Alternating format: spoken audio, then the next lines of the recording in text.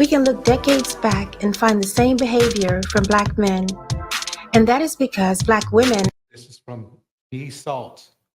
This is from T Salt. Like and subscribe. have been accepting of them no matter what, and not having required much from them, just to say that a Black man chose them. It doesn't matter the income level, and famous people are no different. When Black women become successful or famous, they choose a Black man, and most likely his income is below hers. When a Black man becomes successful or famous, he chooses a white woman. So for a very successful Black woman to find a Black man on her level will be difficult. So what they try to do is build a broke man up to their level. Let him live in their house, buy him nice clothes, so that she can take him to fancy events and show him off to her peers. And while she's busy lifting him up, he's finding ways to bring her down. He's insecure about her success, so he has to humble her, knock her down a notch, and let the public know that he's in control. Have you ever lost anybody on the show? Well, Not showing up at the same time you're supposed to be there. the drummer, you see, Ike is at the studio all the time, Right. and 4 days in a row without coming home, and he keeps usually the bass man and the drummer with him.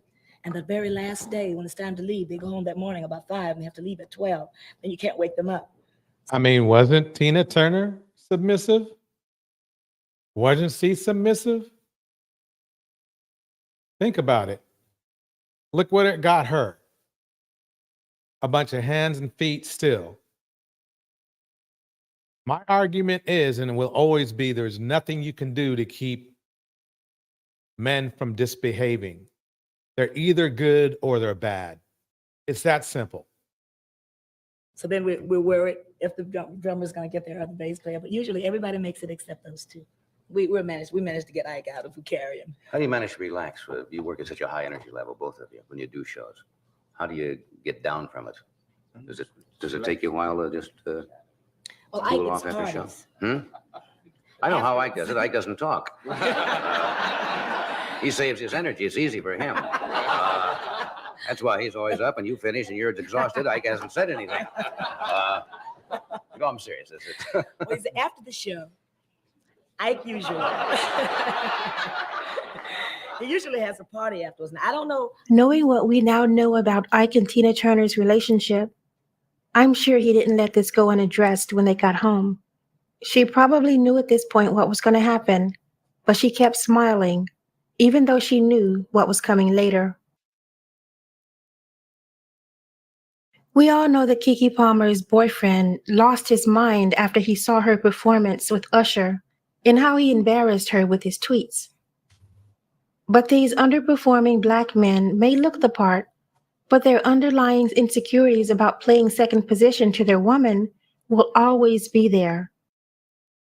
This was an interview with Darius on Keke Palmer's show. This is crazy because T Salt predicted this before he started putting hands and feet. Well, he started, but when we discovered that he was putting hands and feet all over her, you know, it's like right now, what he doesn't seem to realize is he's on a 7-year leash, whether he likes it or not, for his assaults.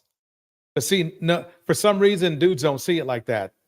They see it as controlling their women. Let me get some shout outs out of the way. Welcome Gold Reflection.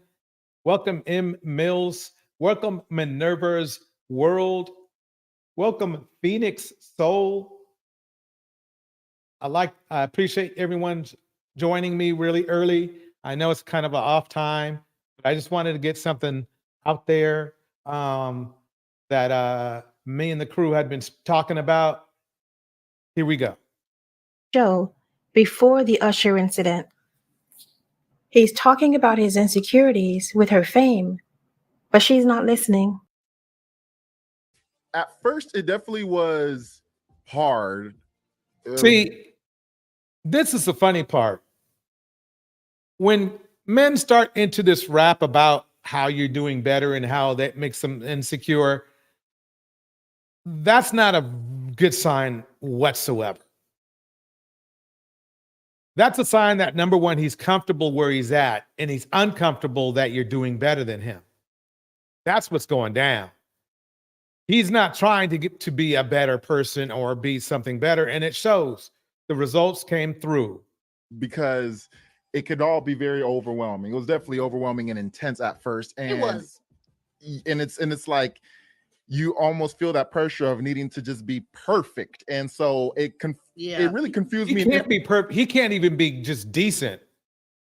As you know, he turned out to be garbage. And he's the first. Not only am I playing video clips of people that have cases against them, but video clips of people who should be really behind bars.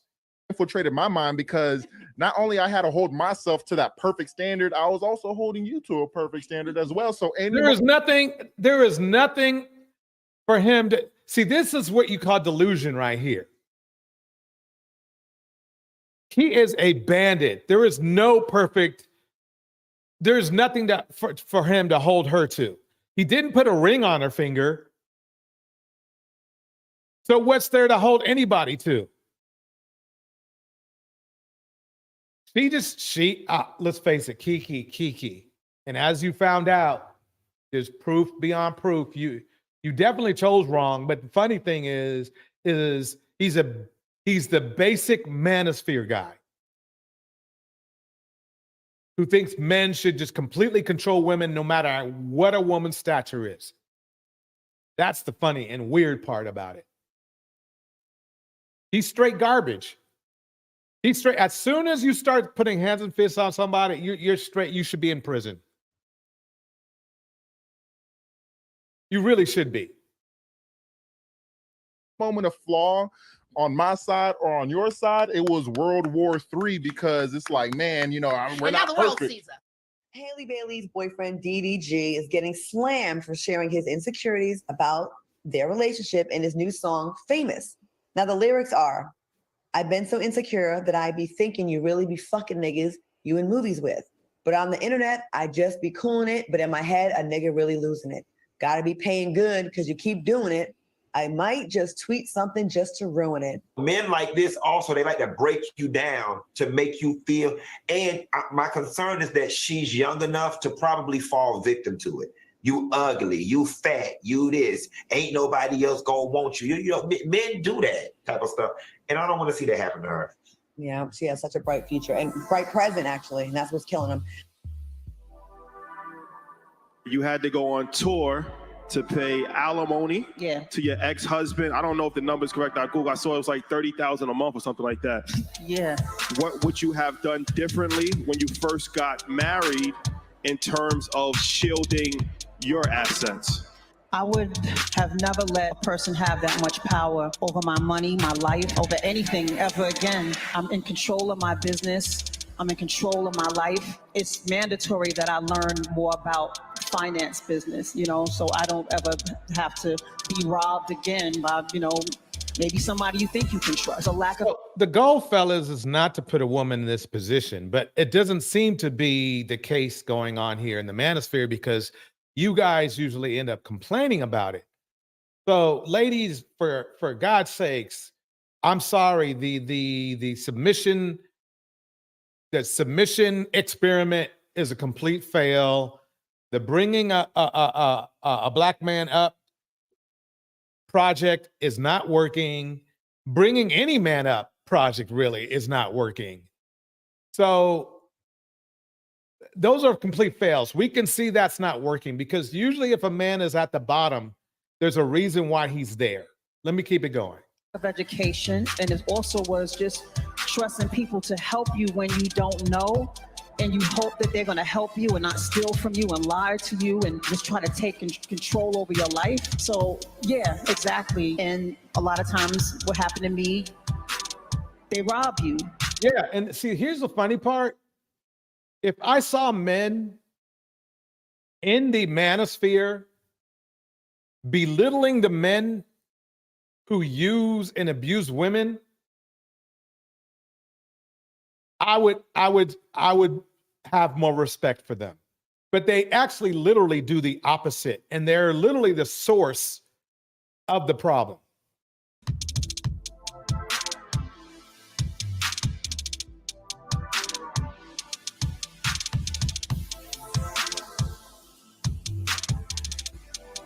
Exactly, Phoenix Soul. It baffles me how they scream they want traditional women, all the while not being traditional men's at all.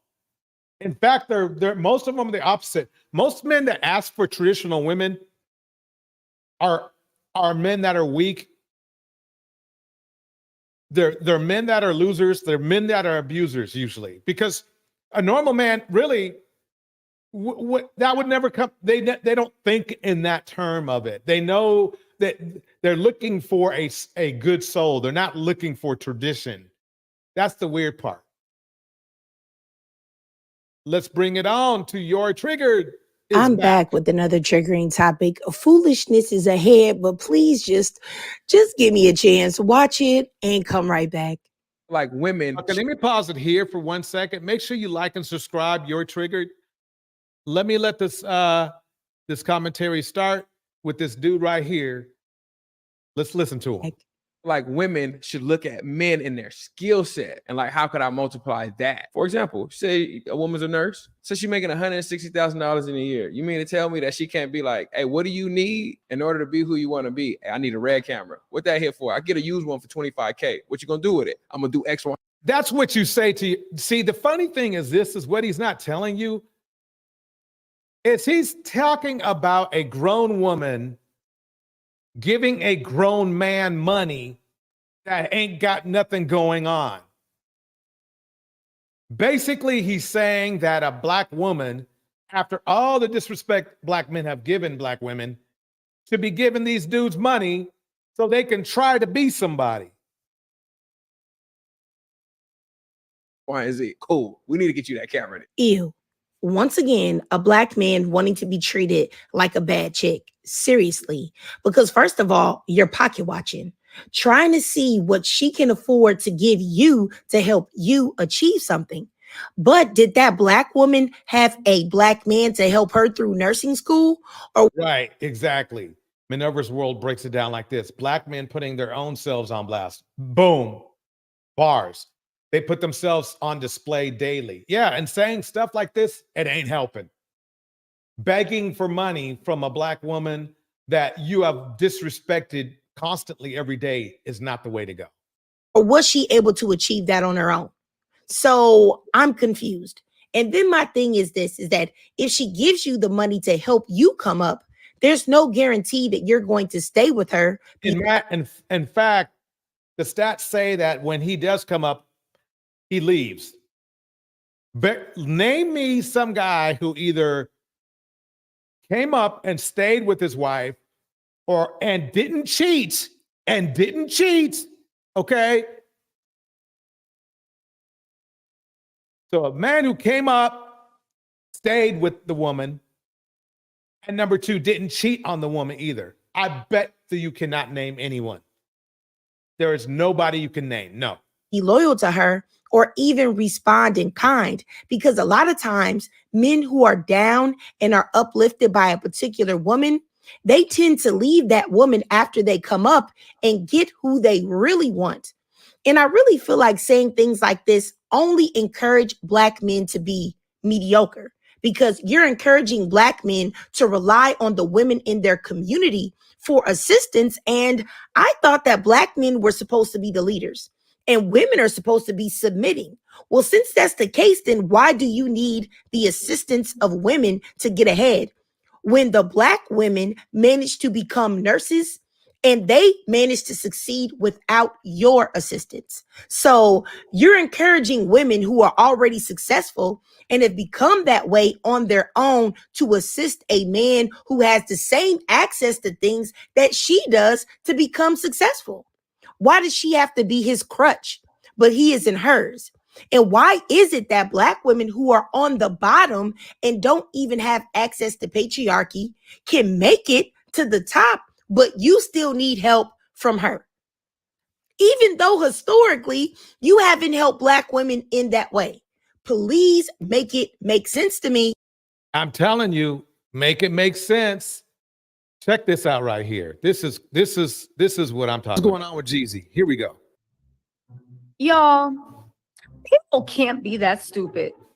Please tell me people are not so stupid as to be buying this BS that Jeezy, known colorist, known texturist, known F-boy is out here pushing. Y'all, if you don't know, Jeezy is doing a tell-all interview with Nia Long. Now, he's giving us a preview of it, By the y'all. way, if you don't already know, but she's super famous and gorgeous. Tisa tells. And you know what is so disappointing? People is eating this mess up right and left. Now, listen, they don't got anything to do with Jeannie Mai, because we don't even need to talk about Jeannie.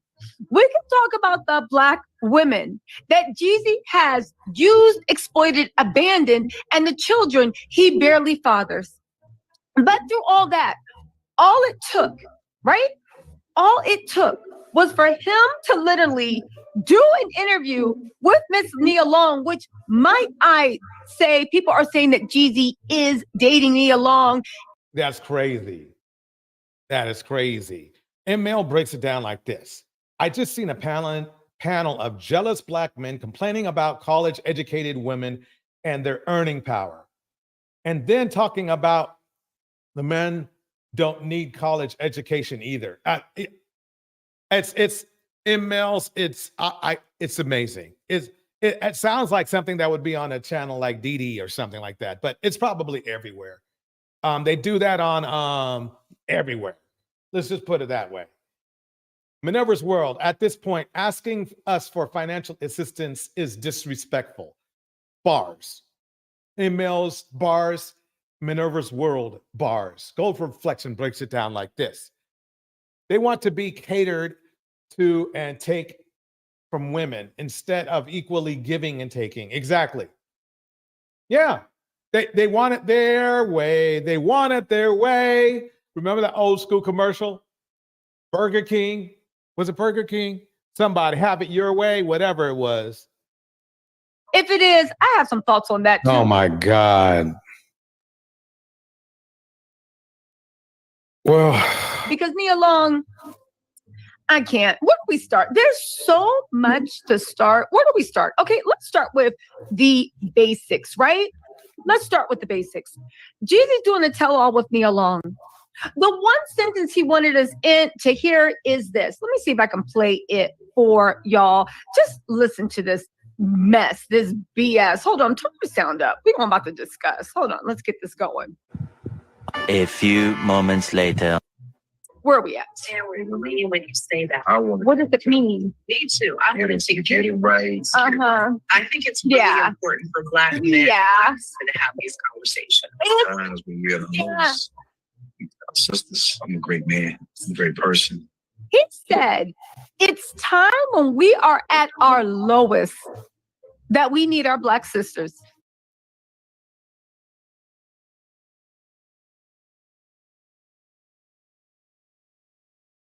I want to get it right. Uh-huh. I think it's really important for Black men to have these conversations.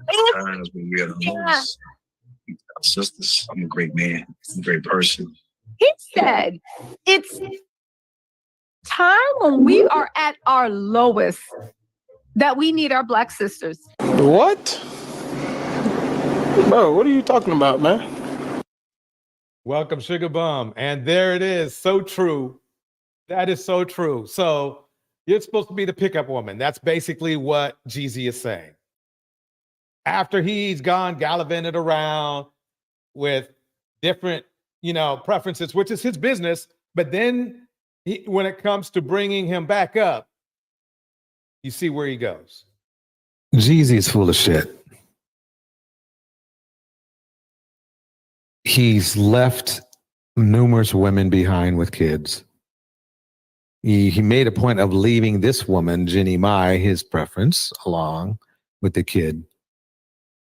This dude is exactly why the Black community is what it is. The fact that he had the nerve to say, and I'm going to let Tisa tell us. He said, it's time when we are at our lowest that we need our Black sisters.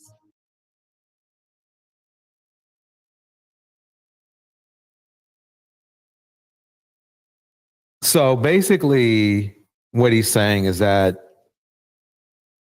Y'all are supposed to pick him up when he's down, though he already spit on you.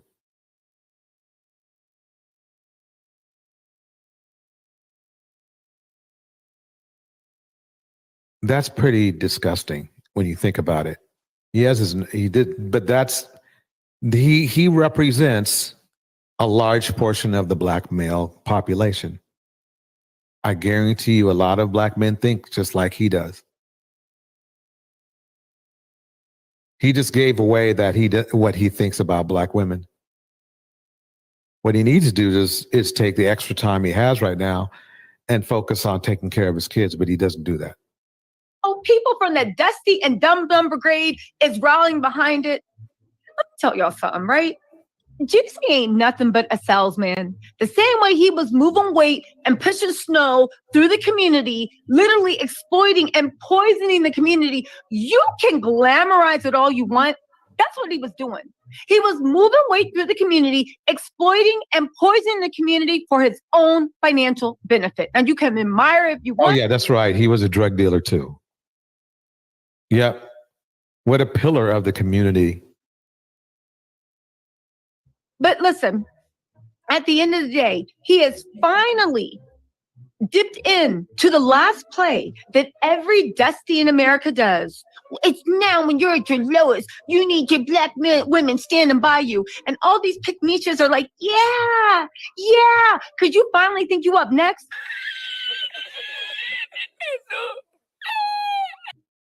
All right. Gold Reflection says this. By the way, welcome Dawn Harden, welcome Phoenix Sun, welcome Sugar Bum, welcome M Mills. Good seeing everybody in here. Minerva's World is here too. Gold Reflection breaks it down like this. If we only affected one area of life, then that would leave room for hope. But they are lacking and disrespectful in everything. And to everyone, it is more than an epidemic at this point. Bars, Gold Reflection. Well said. Well said. Yep, don't keep your scraps, keep it moving. And he needs to crawl back to Minerva's World. Here we go. It's at your times when we're at our lowest, we need our black sisters, and y'all somehow, not y'all, right? But the dummies in the back somehow are like fighting to get that gold star on their forehead. Remember, this is after their long-winded speeches about not needing black women, wanting to date out, seeing that other cultures of women are better choices for them, them making it clear that they are not going to protect black women at all. Get your food! If you say one more thing, I'm gonna knock you out. Oh my God, I said one more thing, I'm gonna knock you out. All that other stuff, and then he has the nerve to say, let me bring it back. Where are we at? Yeah, we're believing when you say that. What does it mean? Me too. I wanted to get it right. Uh-huh. I think it's really important for black men to have these conversations. Times when we're the most sisters. I'm a great man. I'm a great person. He said it's And he's delusional. He said he's a great man and great person. There's nothing in his past that says that. All right, we're going to keep this going because we need to. So basically, this was kind of like the come up part of the live stream. Now I need to go over the cheating part of the live stream. Here we go. I don't remember. I think it was just home and we just waited till the ball dropped in New York City. Okay, nothing crazy. Nothing We were at all. expecting like a I mean, there's right there. Oh my God. Talk about hands and feet. Man. Think about being abused by a boxer. I don't know why I forgot the actress's name, but she was in the 90s. She was it. He put hands and feet. I don't know. See, he's part of that crew too. crazy. I went out and partied, I but wish that was the case. Yeah, I wish that was the case. Dwayne Wade was caught red-handed, and Gabrielle isn't Let me dealing. pause it for 1 second here for 1 second because I need to look something up real quick. Okay.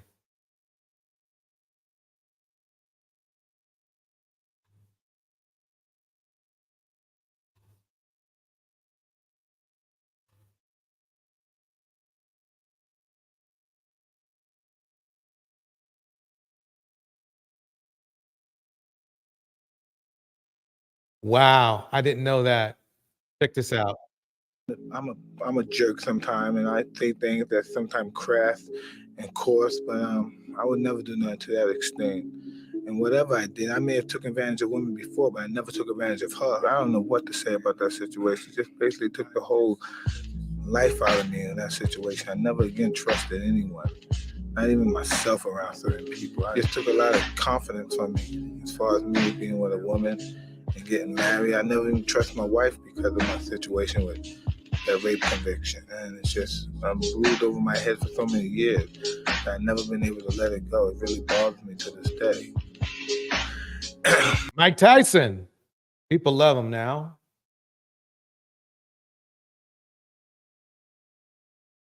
Let me see what else we got here. I know.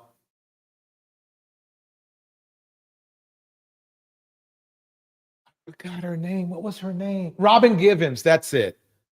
Robin Givens. Damn, she was gorgeous. Robin Givens was so gorgeous too. Let's see if I have a quick clip here.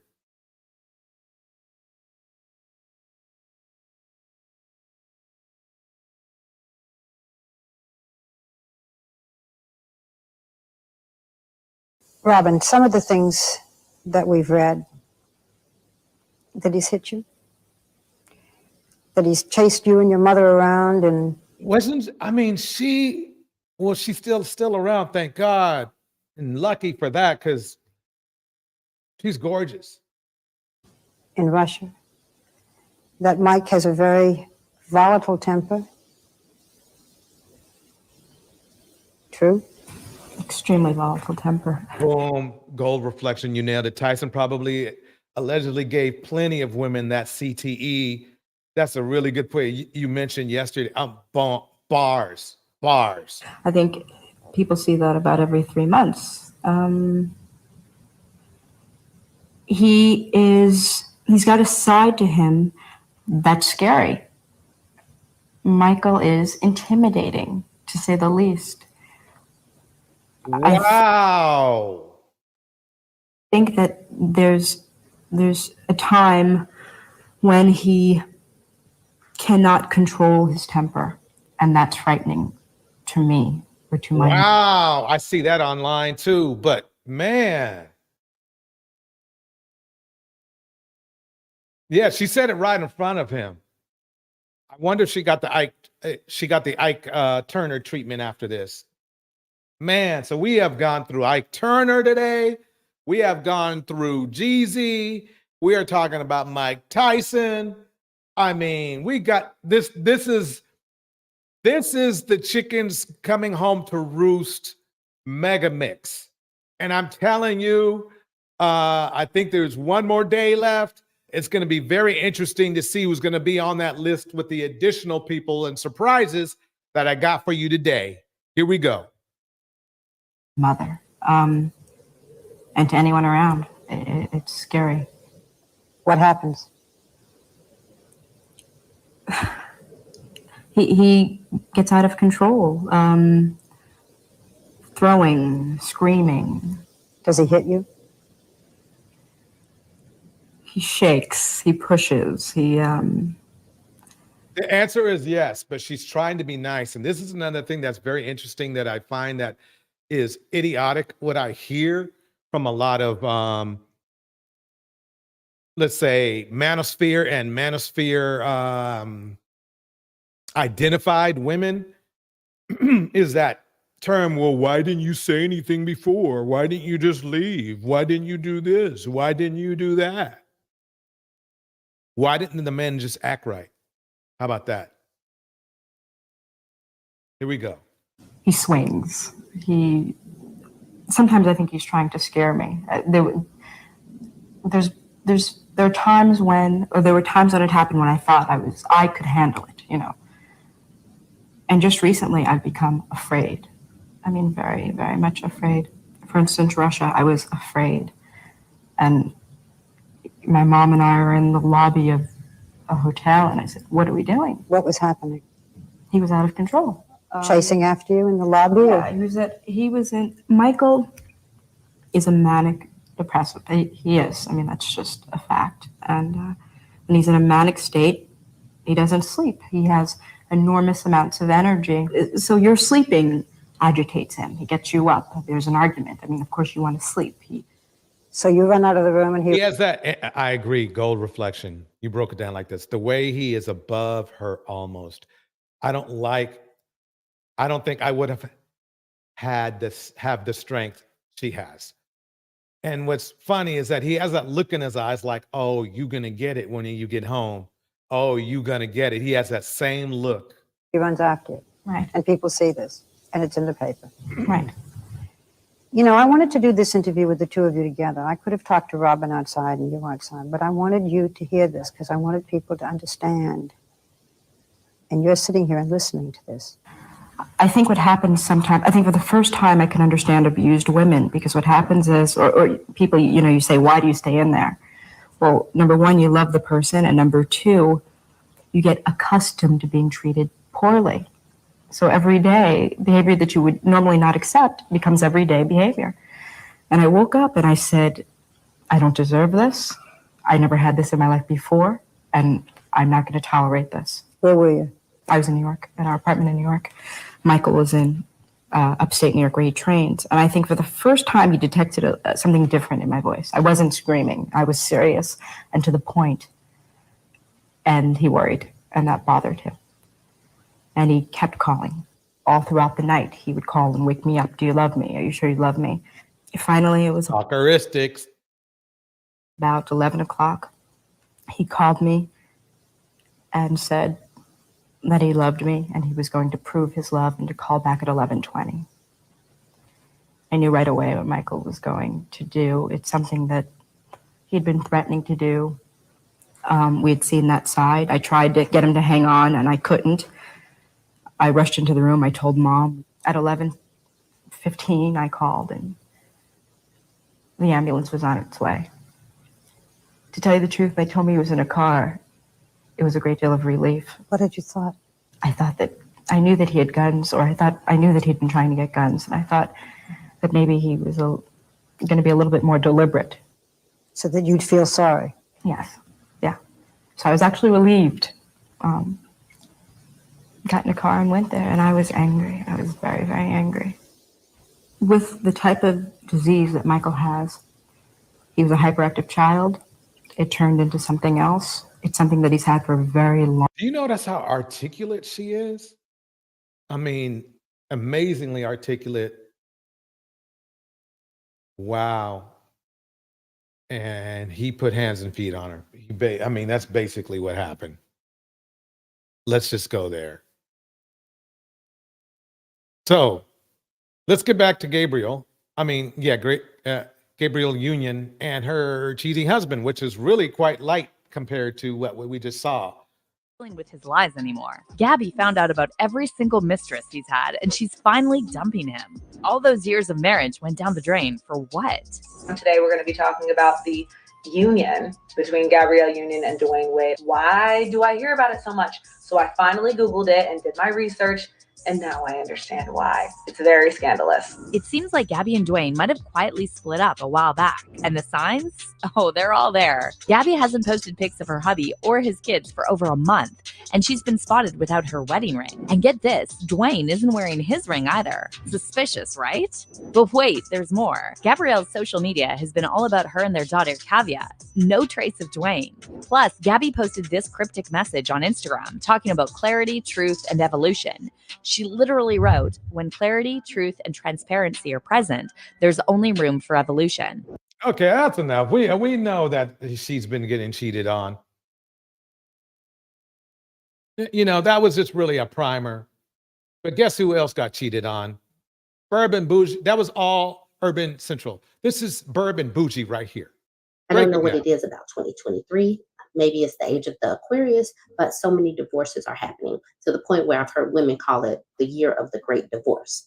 Now, we already knew that Tiana Taylor and Iman Shumpert were getting a divorce.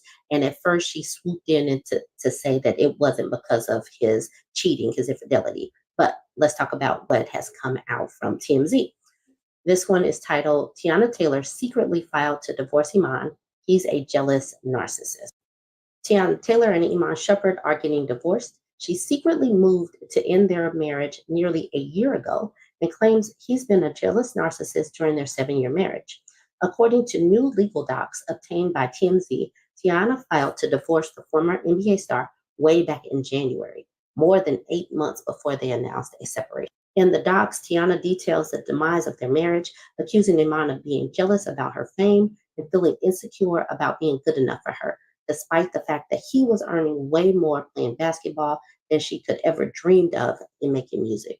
Tiana claims Iman would grow annoyed when they would attend public events together, and photogs would ask for him to step out of the frame.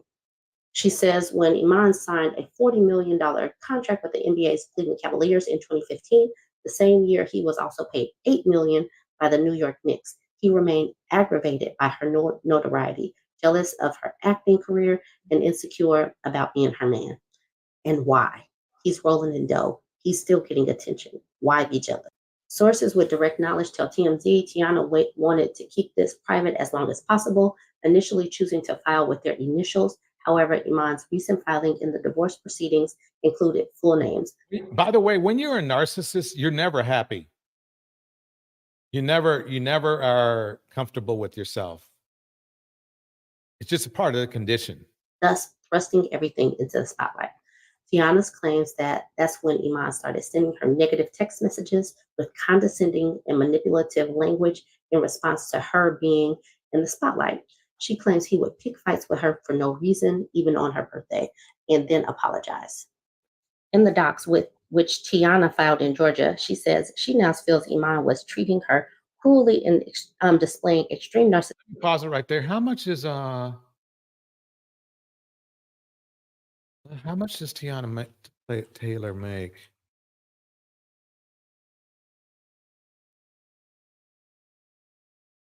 Worth 23.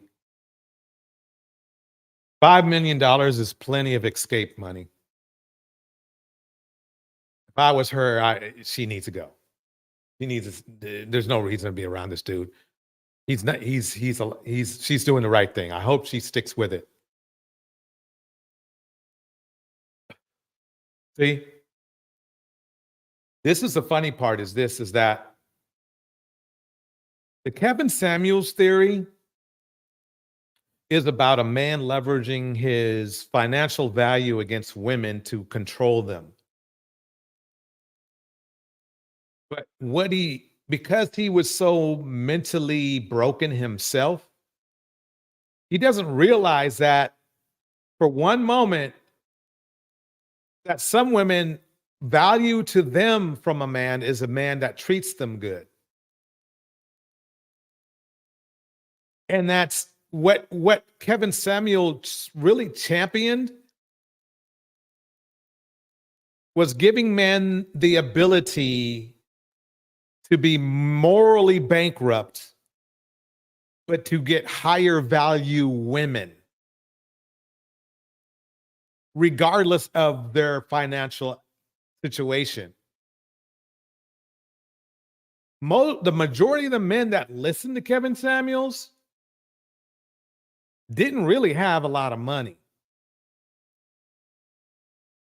He was the one that that's told everybody that the average is 43.5. That's what I'm talking about. Here we go. Behavior throughout the majority of their marriage. She says she began to intentionally dim her light for her husband to try to have a harmonious and peaceful marriage as Iman became more and more angry about her stardom.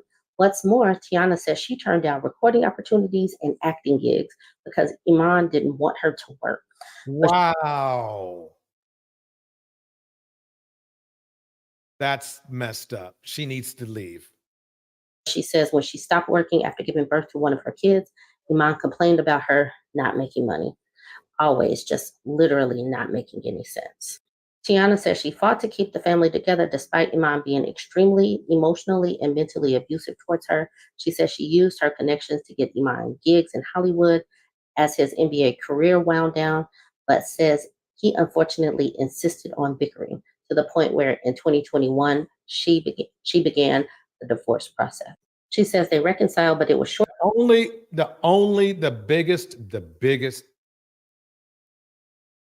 The biggest piece of advice I would give women in a situation like this is don't wait so long. That's it. Don't wait so long. If it's bad, it's bad. Men don't change, especially when they have a condition that they're not willing to get help for. If he was going to get help, well, even regardless, 7 years is too long. But at least if they're not willing to help themselves to feel better about themselves, they're not going to help you. Short-lived because Iman remained in an insecure state as his NBA career continued to wind down. In the docs, Tiana says in 2022, she found herself being manipulated and controlled by Iman and filed for divorce, only to ask her legal team to withdraw the filing one day later. Tiana says she finally pulled the trigger in January because she was unable to handle the emotional roller coaster. Whew. She claims Iman has been involved in multiple cheating scandals during their marriage. Oh God, and another cheater. So where's the value that these high value men per se are giving women if they're breaking? What good is a broken heart? Money does not fix a broken heart. I know that. So these high value men with low value morals, it doesn't help. And then the funny thing is the bus driver argument would be okay if the bus drivers weren't doing the same thing that the high value men were doing, which was abusing women. That's the problem. Let me keep it going. Cites his DUI arrest and recalls the time in 2022 when he was arrested for weed possession in an airport. Tiana also alleges Iman once crashed her Rolls Royce and fled the scene to avoid a second DUI arrest. Oh my God. See, that's crazy. Big Cap says, that's Cap. We do change. I'm pretty sure you DJ are not the same man you were at 25. Come on, bruh. Bro, you're talking about what? 35 years ago. Change for a relationship needs to happen every couple of years. A man needs to be improving every couple of years. That argument you make is a little bit too drastic and desperate, and I'll tell you why. This is what happens. If a man's core is very much the same. That's why when a situation comes out for a job interview, they look at your history, or when you're in court, they look at your history, because they know that most men don't change their core. They might change how they act. They might change how they behave, but without getting help, men generally don't change. When a man gets, let's say you're in a marriage, let's talk about right here, Tiana Taylor's situation. Dude never changed. He never changed for the better. Jeezy never changed. Chris Brown never changed. Diddy never changed. Joe Budden never changed. Cuba Gooding never changed. Future never changed. Nature Boy never changed. Charlemagne never changed. They never became better people.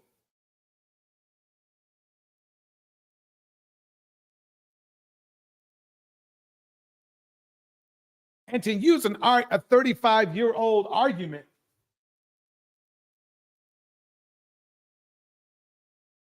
is a stretch. I'm going to be nice. It's a stretch, Big Cap. I respect your thought, your opinion, and that is my retort.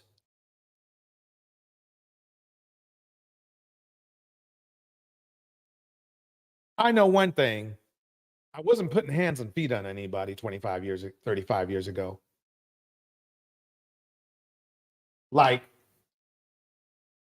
Kevin Samuels did.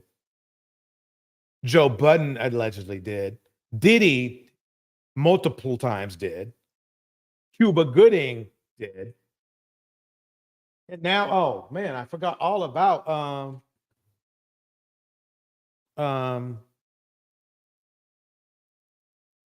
what is it? Jamie Foxx. I'm gonna wait for to see what happens, but Jamie Foxx is on the see, that's the thing.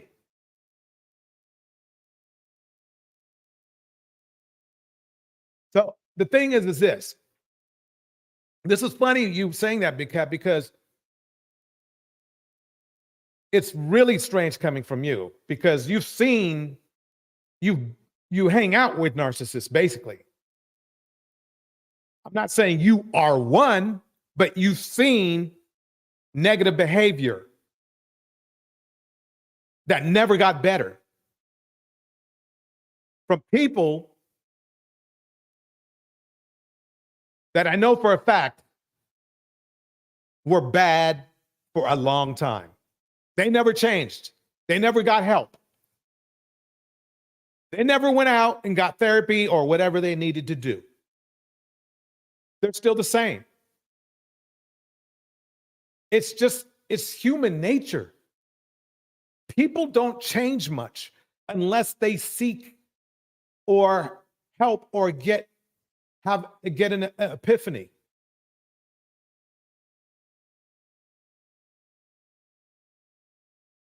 New Diamond breaks it down just like this. Most of them are abusive. It's money, power. I'd rather date a regular financial stable Caucasian or Latino man than deal with a puffy, fluffy, hissy Tyson. Bars.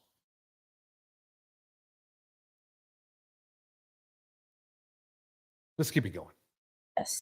She says she tried to stay with Iman through thick and thin, but says he reacted with further cruel treatment. Thick and thin doesn't work. I'm being forceful today when I say that. Thick and thin doesn't work. By the time you go through the thick and thin with somebody, even if they do get better, you're mentally drained and more than likely destroyed. And they go off and they find somebody else better. A good example is probably somebody like, like Jeezy, who admits being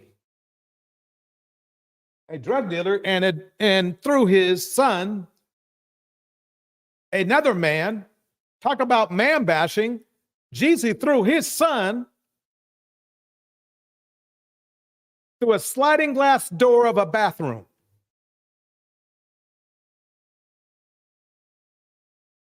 That's what you call black male bashing, if you asked me.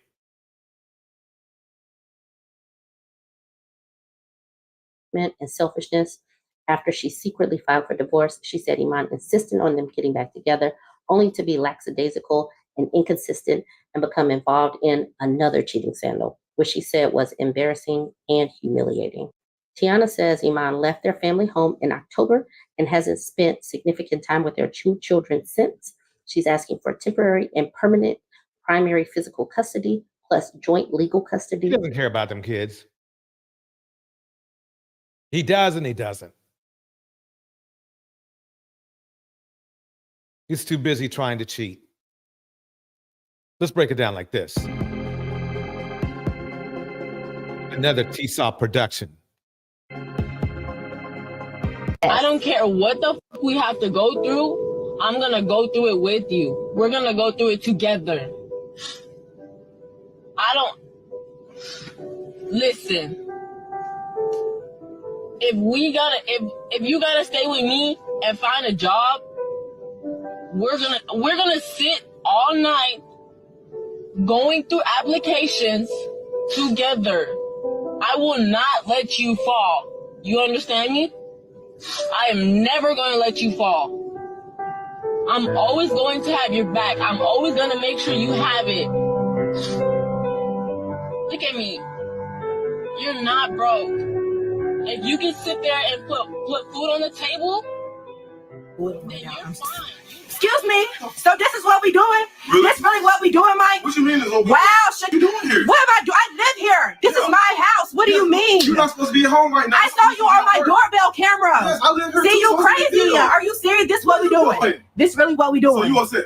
You're supposed to be at work right now, Mike. Get up early. You just started a new Now you care job. about me being at work. You didn't care the whole 6 months. You ain't have a work. And now Minerva breaks it down like this. They don't change. They cut their losses and hope the next chick will be strong enough to put up with their BS. But change is not an option. Bars. Bars. Phoenix, so that is something you say to your kid. That is, and that's where it's going. It seems like to me that a lot of black men want to be chipped, want to get the child treatment. They don't want to be controlled, no, but they want all the other benefits that children are given. Money, attention, the whole bit. Let me drop a link just in case anybody wants to come up. But yeah, money, attention, the whole bit. And the last thing I need to do on the people change thing is Big Cap. Don't believe me. Don't believe me. Study how psychotherapists break it down. They will tell you people don't change, but I need you to go and you look it up. You either Google it or YouTube it or Facebook it, but you will find out that it's very rare somebody changes. Chris Brown never changed. Okay? He's still putting hands and feet on people.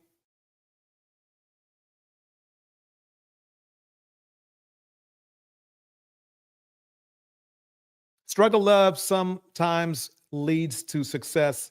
They were struggle loving as attorneys. Elvia Jaro Puedes, welcome. Yeah, they were, I mean, even though they didn't have the money, you knew it was coming because they had the education. And they had the mental stability as well. But I see your point. It's a very good point.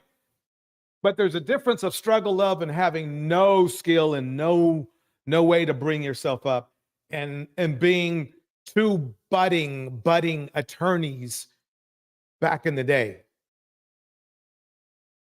New Diamond brings it down like this. Black women are part to blame for coddling black men since forever. Yeah, that is so true. That's why there's resistance.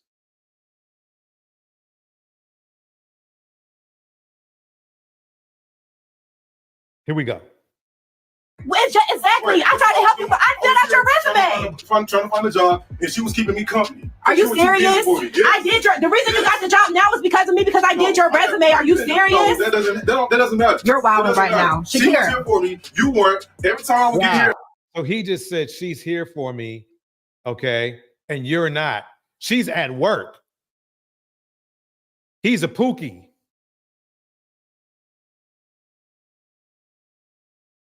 Fellas, obviously, I can't help you. I tried. I did my bit. But ladies, look, you don't even put yourself in the position to be in this position with men that are in this position, with women that are in the other woman's position. What I love about this woman in this clip is she has no smoke for the other woman. She knows who the problem is. So many women would blame the other woman when it's not the women, it's the dude.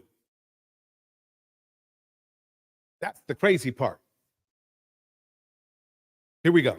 here and wait for you. You were too busy. You would be working all day. You wouldn't even cook. You weren't cleaning. What? I was working 12.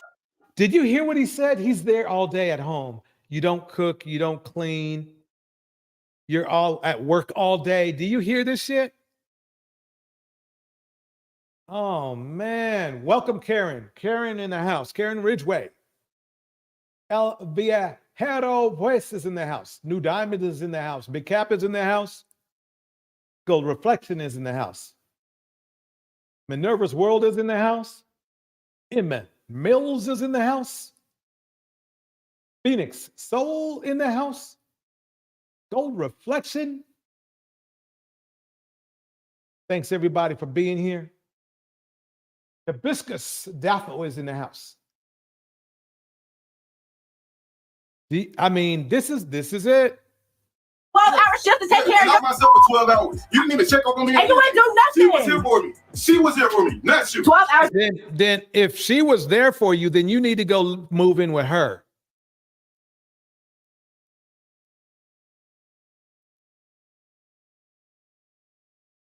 This is what a narcissistic manipulator sounds like. She was here. She was the one that was keeping me company. She's setting herself up for years of sacrifice and misery. Right. Just like Tiana Taylor did. Tiana has plenty of money. If a man is willing to move in, sit back, and wait for a woman to help him find a job, already tells you that he is lazy, he is a user, and after keeping her impoverished, draining her of her resources and her mental health, if he is able to get a job and get on his feet, he is most definitely going to leave her.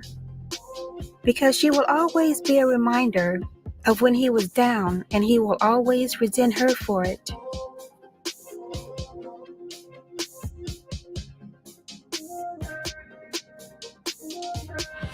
That It was ain't nothing that I'm really chasing. Oh, guess who we But I have do. here?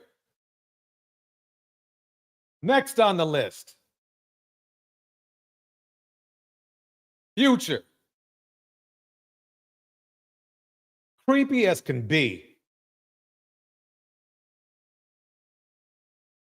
Instead of just leaving Ciara alone and going into his whole hoedom phase that he's still in now and almost 40, now he's getting stalker-ish. Stalkers are the worst. I do dream of it. I do want it. But like, I'm not chasing it though. Like I want it to come to me. And then my last question on this, like, what is co-parenting like for you guys?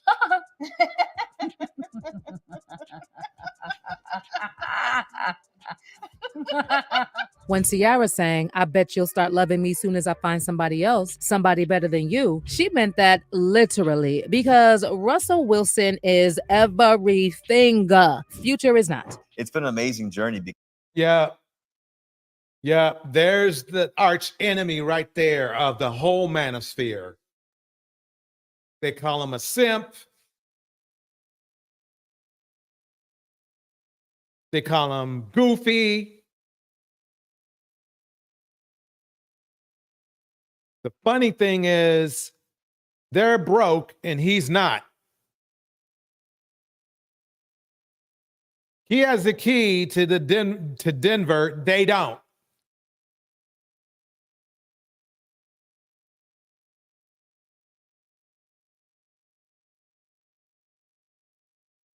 All because he shows the type of respect and love they're unwilling to his woman. Disrespecting Black women is the flex of the Black manosphere.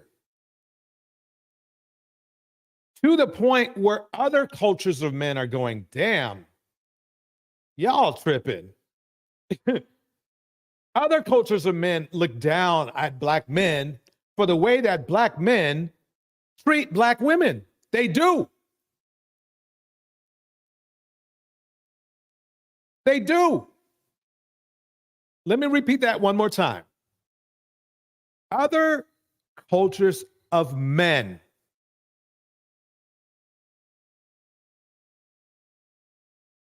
see black men as lower because of the way they treat black women. Other cultures say, wow, look at the amount of disrespect those men are giving their own women that has clearly supported them more than anyone else.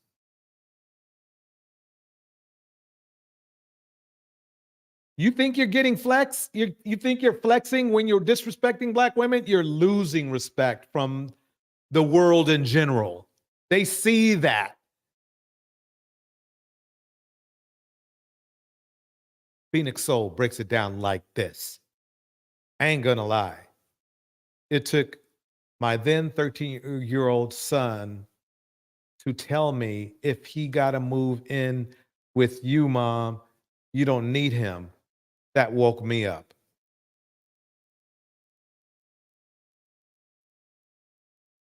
Bars. Bars.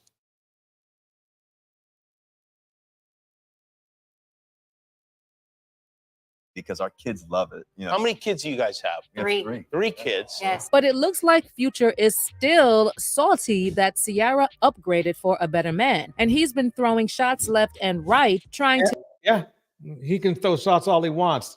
This is the funny thing about sociopaths, stalkers. They just don't get over crap. I don't mean get over it like, and a lot of people don't get over stuff, but they may keep it internal. He doesn't. He wants to throw smoke when he doesn't. He has a full opportunity to move on, but doesn't. That's why these guys in the manosphere, in my opinion, are trash for even respecting him. How he got on Kevin Samuels' show is beyond. It's not really surprising, but it exposes Kevin Samuels for who he really is. Or was, I should say. El Viajero Pues breaks it down like this. New Diamond, same here, except our mother had my sisters cooking and cleaning, and I had me doing stuff like mowing the lawn, trimming hedges, and anything that required heavy lifting. Boom. Let's keep it going.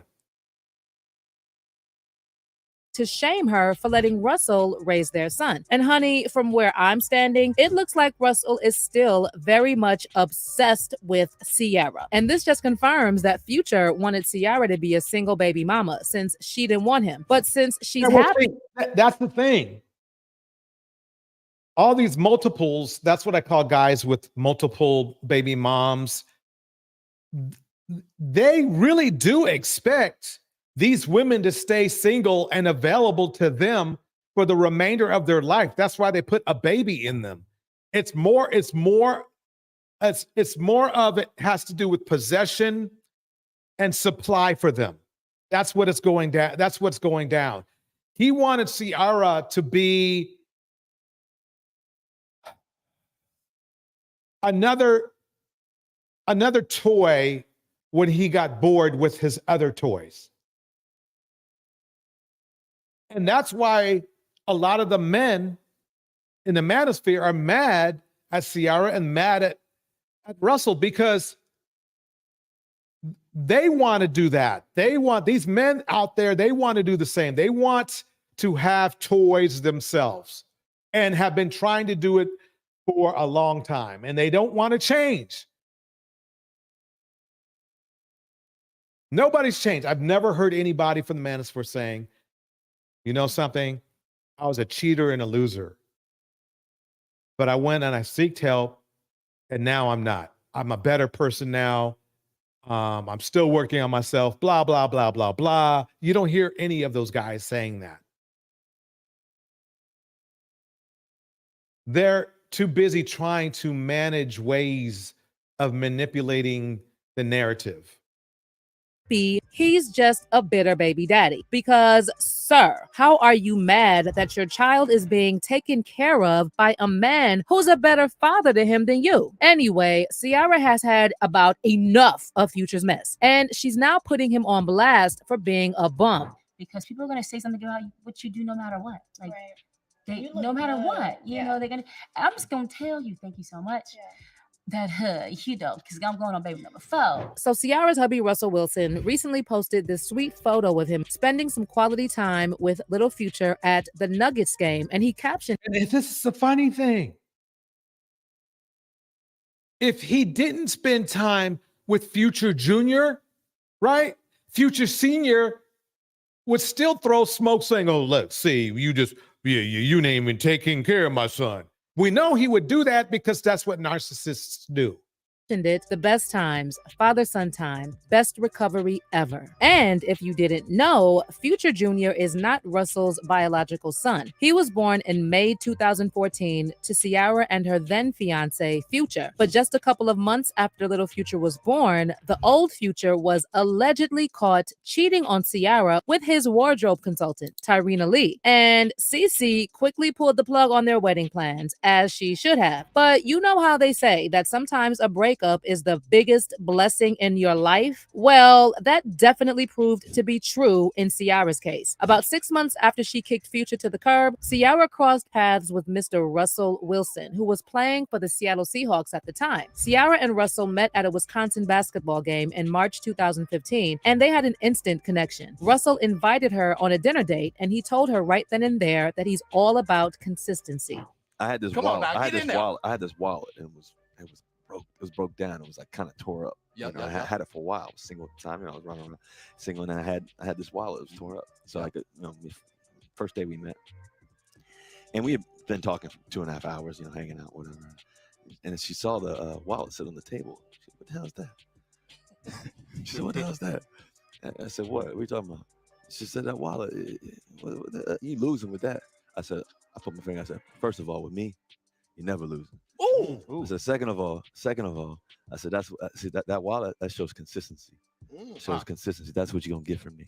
You're gonna get somebody who's gonna be consistent for you every day. And this man wasn't lying either, because fast forward to 2023, and Russell and Ciara are happily married with 3 kids and a 4th one on the way. Go CC! But shortly after Ciara and Russell went public with their romance, things got really ugly between Ciara and Future. And Future started straight up dissing Ciara in public. He even called her the B word multiple times and claimed she was keeping their son away from him. In January 2016, Future tweeted, "This B got control problems. I gotta go through lawyers to see baby Future. The fuckery for $15K a month. I just want baby Future. That's all." Well, a source close to Ciara quickly denied this and told E! News that Ciara never tried to prevent Future from seeing his son, even though he refused to pay $15,000 in child support. But Future kept going and later did an interview with XXL with 2XL magazine and called Ciara evil for letting Russell be seen with his son in public. He said, "I'm cool with him being around him, but certain situations, we all in the public eye. You can't move around with my son a certain kind of way." You know what I'm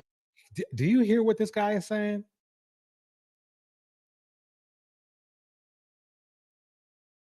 Do you hear what this fool is saying? Look, he's trying to tell another man how to move.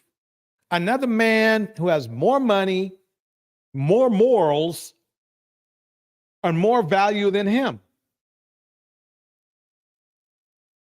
I'm saying? I feel like a lot of moves are just made out of just being evil, basically. But this man just wouldn't. That's what you call delusion.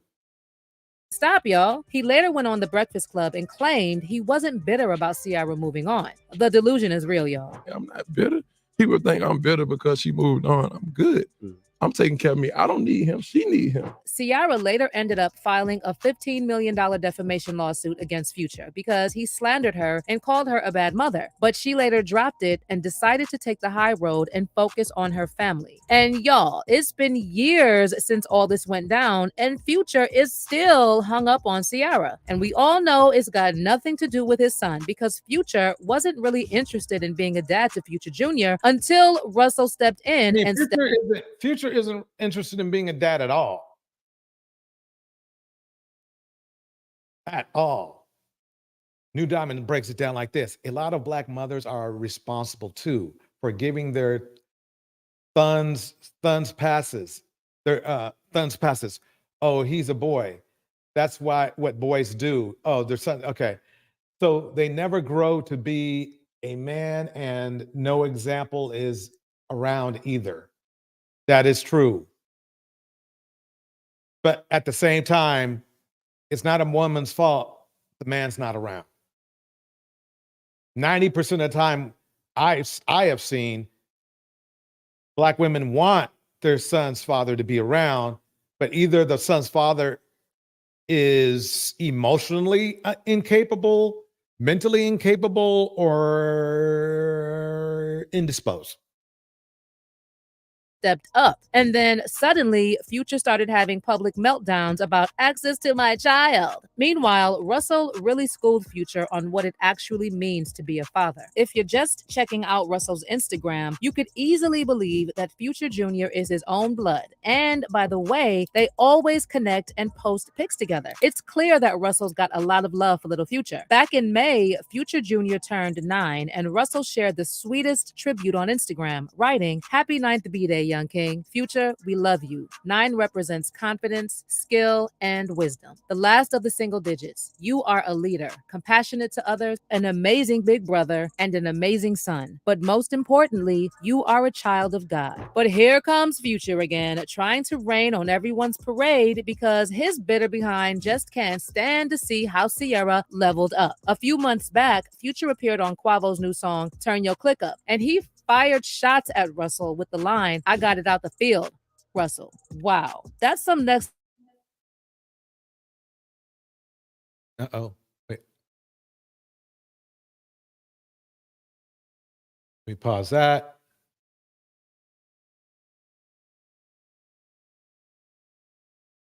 Okay, let me see what's going on here. Microphone check 1 2. Can you guys hear me?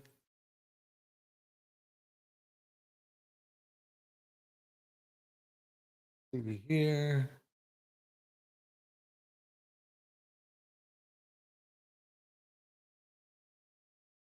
Huh, that's weird.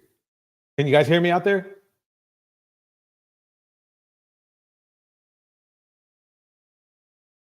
Let's see.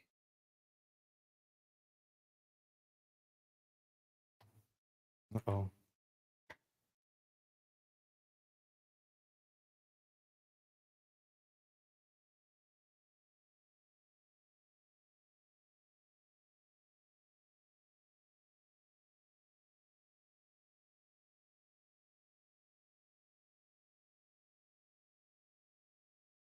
Give me 1 second here.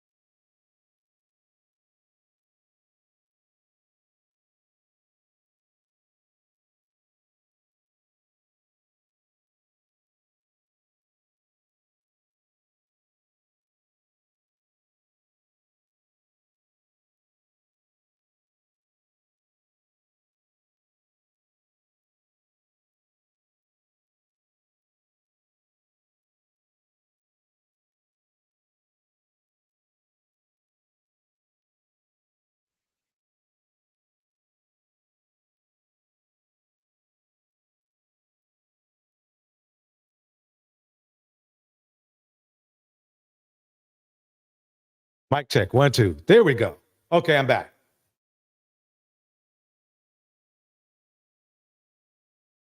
If you can hear me, put a 1 in the chat.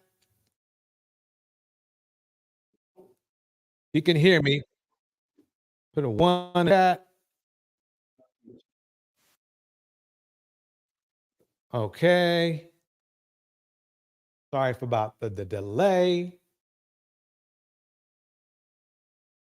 Right on. Okay. Here we go. Here we go. I do want it. But like, I'm not chasing it though. Like I want it to come to me. And then my last question on this, like, what is co-parenting like for you guys? Okay, we saw that part. Let me pause there. So that was basically Future. Let's move on from Future. Now we're getting into the meat of it. Guess who else got that paperwork? Guess who else got that paperwork? My. Look who's next. First. All right. Shout out to the one, the only Pretty Black Magic. Break it down for us. Cuba Gooding Jr. Here we go. First it was P. Diddy. Now Jamie Foxx and Cuba Gooding Jr. I wonder who else is next. You know how the Kings always say, get you a non-black woman. They better know black women. They don't want nothing. They don't ask for nothing. They fit, friendly, and submissive, and they just grin all day and say whatever you like. So I see Cuba Gooding Jr. faces 2 new lawsuits over sexual assault claims. Well, these Kangs, what can I say? They keep catching case after case and L after L. So Cuba Gooding Jr. was sued on Wednesday by 2 women whose sexual assault cases against the Oscar-winning actor underlay a criminal prosecution that ended with him pleading guilty but serving no jail time. In the complaint filed in a New York State court in Manhattan, Jasmine Abbey said the Jerry Maguire star forcibly kissed her without her consent in September 2018 while she was working as a cocktail waitress at the Lavo nightclub in Midtown Manhattan. Dang. Okay. So welcome, by the way, welcome Madison Goldman. Welcome Madison Goldman. The plaintiff, Kelsey Herbert, accused Gooden of groping her breast in June 2019 at the Magic Hour rooftop bar, also in Midtown. So, as you can see here, he loves them preferences. You know, I don't feel sorry for none of these kings. That's what they get. Becky, get your money, get the bag. I hope more of them come out the woodwork. Y'all need to do like Cassie and get that money, girl. Get you 15, 20, 30, 40, 50 million dollars because they got the right complexion for the right connection, because we all know when bad things happen to black women, well, you don't get anything. There's no money, there's no Me Too, there's no compensation. So All right, that was Pretty Black Magic. Guess who else who should be on the docket? Guess what? This man. Move forward.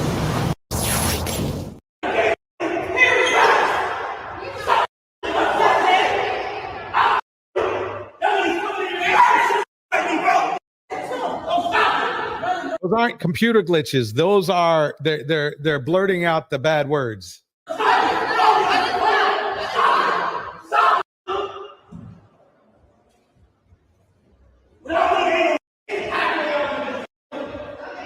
Wow, that seems to be, I guess that's what what Kevin Samuels was talking about, is the benefit of being with a black man. I shouldn't say black man. I should say, let's differentiate the things. There was an old famous movie called Deep Cover. And there was this guy who was sort of kind of like a bigot in the beginning of the movie, where he goes, what is the difference between a black man and the N-word, right? And 2 of the guys lost their mind or were clueless. And the cool one, which was Lawrence Fishburne, that the N-word would be the one who wouldn't answer that question. I'm saying this all to say that there are good black men out there. The problem is they're not the ones being supported. They're the ones being shamed by others. Not other races, no. Other men in our culture. Remember that. What's the difference between a black man and a bandit?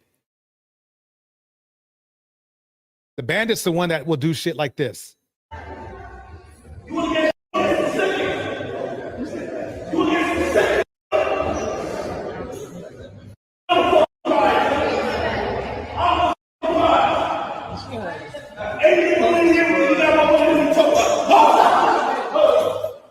See?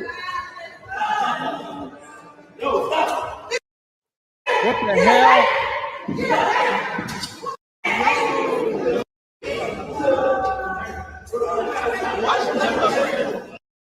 Man, what the Lack of control. I wouldn't be surprised if he got some paperwork.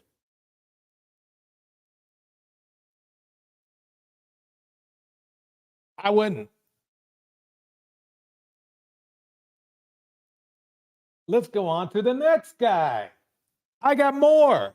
What if I told you that people are worried about Kimora Lee Simmons? What if I told you that she saw what happened to Cassie and This is Tisa Tells. she may want to put a cloak of protection around her?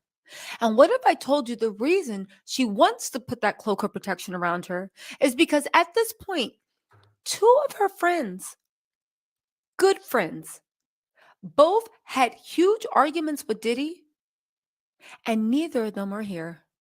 Both passed away in their houses. Both deaths were unexplained.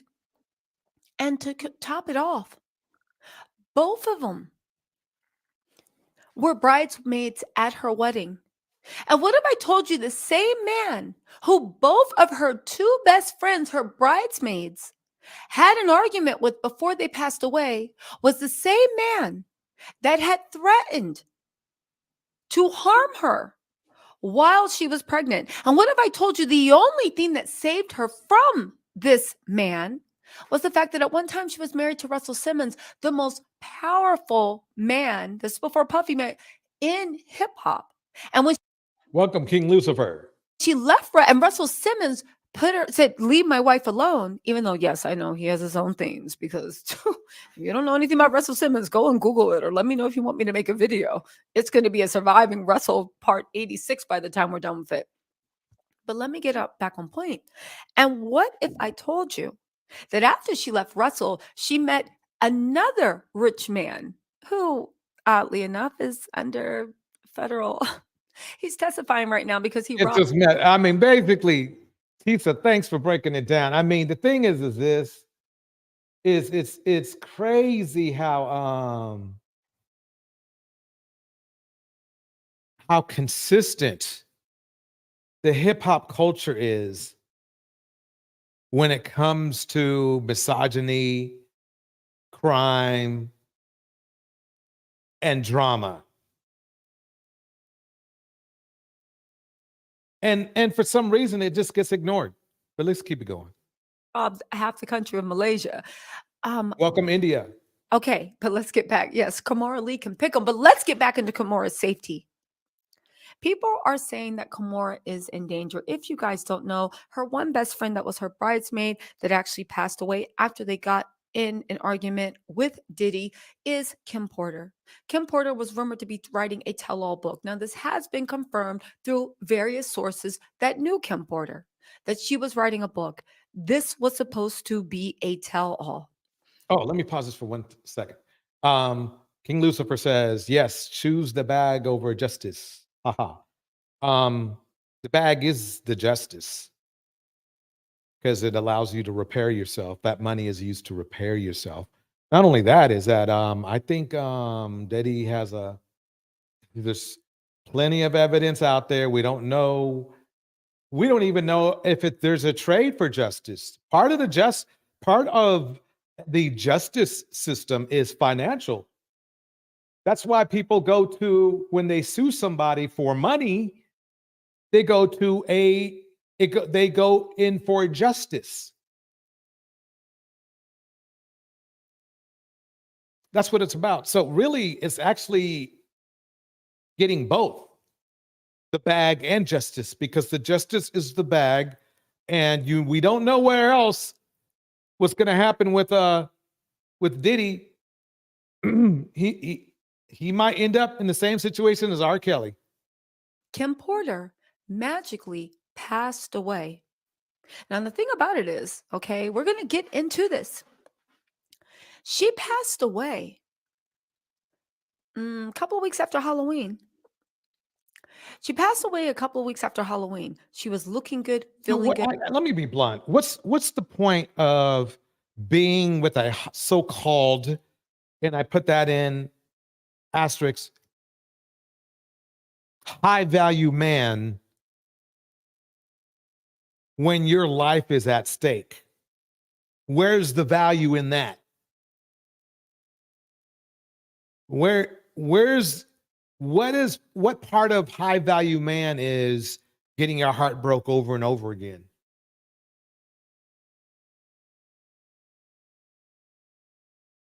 And Gold Reflection breaks it down perfectly. Yes, choose a bag over justice. Gold Reflection breaks it down and says, and he was going to have to pay up anyway.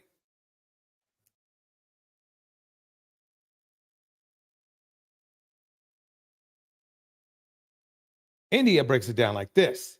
People are confused about the criminal court and the civil court. The civil court, the bag is the justice. Correct. The state would have to pursue this criminally. Bars. India nailed it. Kitten and Caskets, welcome. Excellent seeing you. Once again, you did it. Here we go. Good. Nobody knew anything about it. She went to a doctor, right? She went to a doctor that gave her an IV. She passed away just days later from pneumonia. Now, Puffy says he got a call from Kim saying, just look after my kids, because she wasn't feeling well. So the kids went over to his house. And she was like, yo, Puff, look after my kids. Or Diddy, look after my kids. And he's like, yeah, I'm going to do that. But what happened after that leaves even more questions. Because even though she passed away, the kids were taken to school. She was supposed to be sleeping. Kimora Lee went over to her house and found her. Kimora Lee herself. You guys, hold on. I'm about to do a plot twist for you. Booty. Oh my God. Oh, Tisa Tells is breaking it down. You have to go to her channel. If you haven't yet, she's the bomb. Keep it going. Hold on. Kimora Lee found her and saw that she was not awake and literally was pictured sobbing outside the house. Her heart was broken. This was a girl that she looked at as her sister. Even when she gave the Instagram post commemorating her death, she was like, we will never stop crying for you. I love you forever. You were taken way too soon, my sister. The love was deep, so deep. She was one of the bridesmaids at Kimora Lee's wedding to Russell Simmons. They came up in the game. They endured countless indignities, as well as endured countless riches. True. So true. El Viajero pues says this. The main issue with some Black American men and some women is that they become stuck at a lower level of Erickson's stages of psychological development.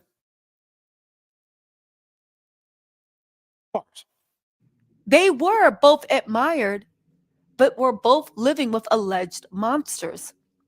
And at the whim of it, let's not forget Kimora Lee Simmons started dating Russell Simmons when she was 14 or 15. Yeah, that man had some. Ooh.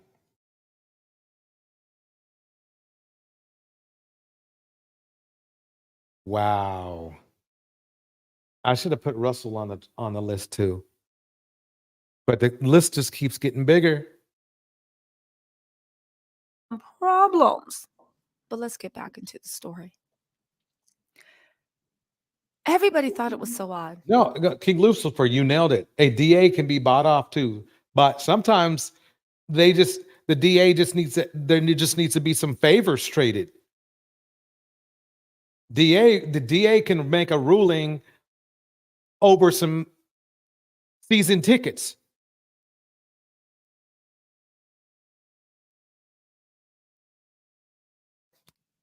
Okay. For one, she had looked good. She had felt good. What could have gone wrong? Yeah. What the hell? I'm telling you, it's a pattern. We're seeing a pattern. This whole video, this whole live stream is about a pattern. Kamora Lee herself, even a little while later, there are reports that she called for her case to be reopened because she was sure that something else had happened, that it wasn't natural. We'll get back to why she wanted it. That has to do with her second best friend that passed away also after getting in an argument with Diddy. But let's get into Kim, because I feel like a lot of these things are actually looked over, because we really need to get into Kamora's mind. And if she is alarmed, like people say she is, why? Okay. She died from lobar pneumonia, according to a coroner's report obtained by Us Weekly. The report also noted that the manner of her death was natural. Lobar pneumonia is an infection of the lung caused by bacteria. Immune cells evade the air spaces where the oxygen is taken in. And this is accompanied by a necrosis, that is the death of cells. Pneumonia decreases the lung's ability to take in oxygen, and over time, it causes sudden death. Now, according to the report, Kim went to a doctor days before she passed away Right. Keep listening now. with cold flu-like symptoms. Okay. A nurse also visited her home and gave her a saline solution with vitamins. She was found dead in her home. We all know the tragedy that fell over her. Puffy gave an emotional eulogy. He literally launched a second resurgence of his career. Puffy made the jump from New York City party promoter / producer, blah, blah, blah, into mainstream America with the death of Biggie. With the death of Kim, his career was staggering. People know who he was. He was making money as a businessman, but they kind of weren't looking for him as a performer or entertainer. He then made a whole resurgence, literally playing the dad on dad duty. You know, I lost a. Let me pause it right now. The point I'm trying to make of this is that stay away from men like this.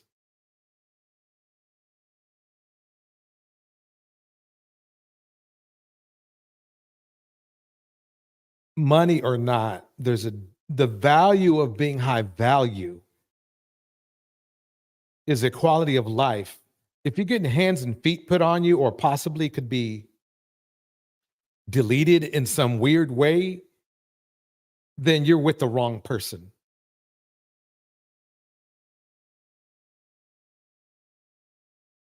You're with the wrong person. Love of my life. Why didn't I appreciate you when I was there? Black love forever. Isn't that what he posted in his Instagram? However, right? Kim was said to go to a private doctor. If you don't know what private doctors are, they make house calls, they do this, they do that. They're doctors that just take a select number of clients. No, you cannot book them on ZocDoc. But here's the thing. A lot of people are like, what's going on when she has pneumonia? Because if you don't know, pneumonia is one of the easiest things to detect by a doctor. She sought treatment. Right. Very easy. Just days before from a doctor. He did not test her from a pneumonia. You can put a stethoscope, on the chest, and you can actually tell. The doctor can just tell you to breathe in and out, and they can hear the pneumonia. If she was so sick that the pneumonia was so late stage that it would cause her to pass away, a lot of people said, why didn't the doctor hear it? Right? If she sought treatment days before, why did a nurse just come and give her a vitamin drip? You know, when you die of pneumonia, like you have a high fever, you look like you are on death's door. Pneumonia is not a silent killer. I'll tell you that much. Right. That is so true. It is not. It is not. It is obvious, and it is, more importantly, treatable most of the time. But that's when people started to turn to the doctor. Because if you remember from Cassie's complaint, Cassie actually said that every single time she was hurt, every single time she was so inebriated on drugs, every single time she may have OD'd, they didn't go to just any old doctor.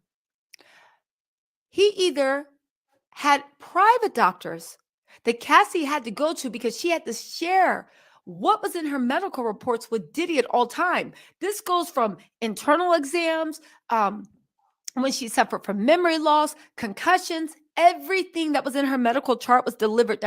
I believe where Tisa is going with this is that the doctor was per se what they called in the gangster days as a fixer.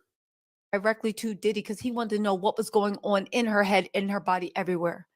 Do you really think that he didn't do that with Kim Porter? I think he did. I think that the doctor Kim Porter went to was also one of Diddy's private doctors. They went to approved doctors. Now, you could say maybe Puffy had Kim Porter on the same mess Cassie did. But here comes the plot twist.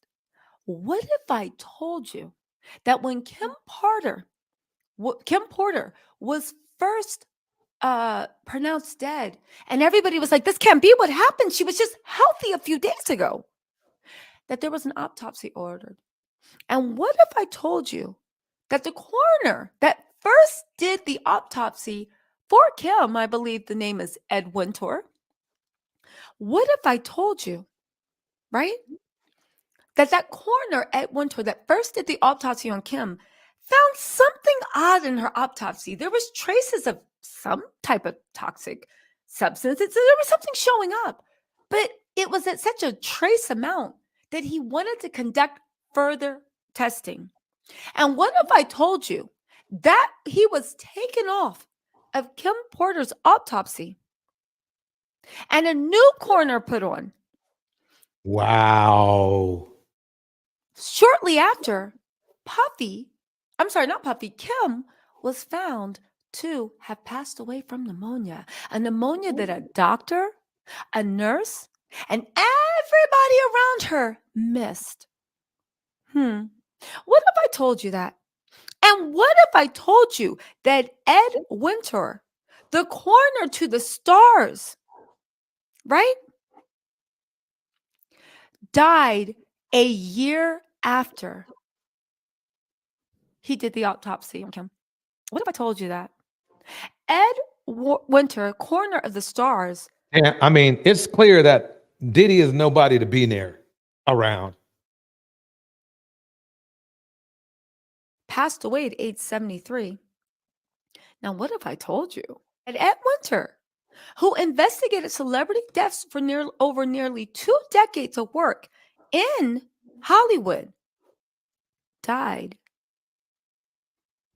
from unspecified natural causes? What if I told you that? What if I told you that? He died, I believe, March 19th, 2023. Few months after Kim Porter did. What if I told you that? Now let's get into what is the second. Because again, this needs to be called Surviving Diddy. There is so many things hanging over. Everyone around that man passes away from mysterious natural deaths. This is why Patterns. I'm all about patterns. It's a pattern. Are saying Kimora Lee is concerned. This is why Kimora Lee posted on her Instagram. She wants to start. Let's pull it up. Kimora Lee actually went to her Instagram after Cassie came out and posted a beautiful picture of Kim Porter. Because that we know what's going on here. We know what's up. So, who else is on the list? Who else probably should be on that list? How about this? And let me say this because I don't have a vendetta against Charlamagne. We've never done business. He's never been disrespectful or anything towards me. He's always provided a very neutral perspective to the things that have always been going on with me or stories that he's reported. So me personally, I don't know him. However, you're not lying about this. Ariel, Myrtle Beach, South Carolina. I got this girl real drunk, and Just that sentence sounds a little fishy. I not, got her drunk. And I didn't just get her drunk. I remember going. I went to the sex store and got Spanish Fly. Oh, so you raped her? Shut up. Spanish Fly. They sell it in the sex on store. you, dog? I'm telling the truth. They sell it in the Spanish store. I had the fucking. They sell knives at the store too. You could put that to a girl's throat and have sex with it. That doesn't mean it's illegal. So I put the Spanish Fly in the E&J. We drinking the E&J and shit. So in my mind, I don't know if this shit really worked, but I felt like I got horny as a motherfucker too. Right? So she was drunk as shit, and we had sex and shit, and like a lot of my boys was trying to come in the room and fuck her. I'm like, nah, chill, like I can't. I'm not doing that. And I'm like, what, you're on the train on it. That's rape. Yeah. Okay, so right, so if it's just one-on-one, it ain't rape. Yeah. So the next trains are rape. So the next morning she wakes up. And we talk about it. And she's like, what happened? Like, we had sex. She said, okay, well, I'm glad it was you. Then a couple days later, she's like, yo, are you sure I only had sex with you? Because one of my stupid ass cousins was going around saying he fucked her, which he didn't. I know for a fact he didn't. I was there the whole time. Yeah. He did not fuck her. Yeah. He looked at her naked, but he didn't fuck her, right? So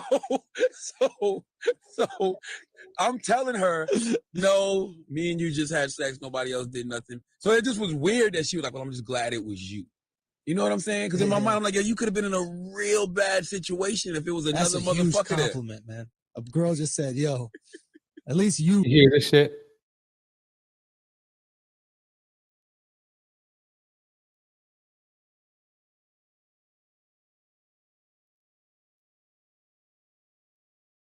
Be very careful how you drink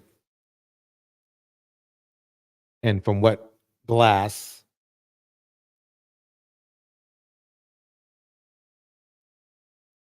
When you hang around dudes like this.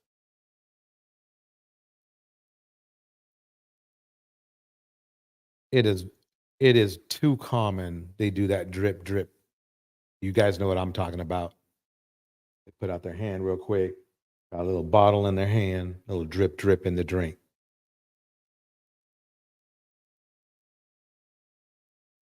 Scopamine or whatever.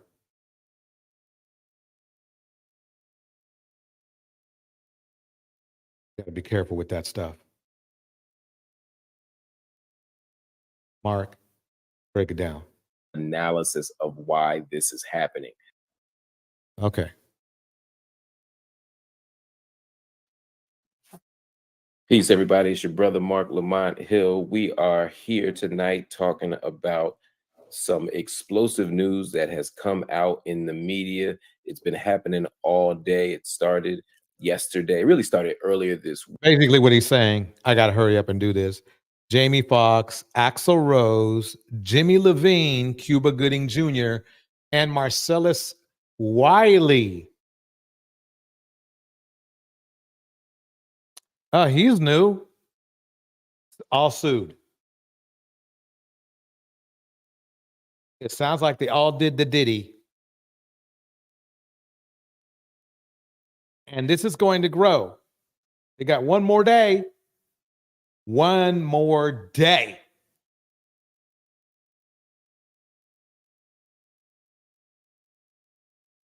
Let me bring up Marcellus Wiley real quick. Hold on.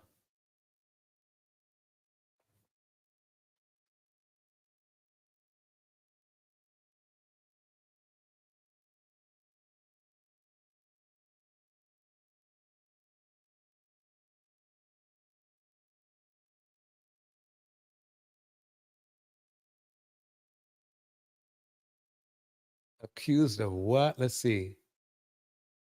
Here we go.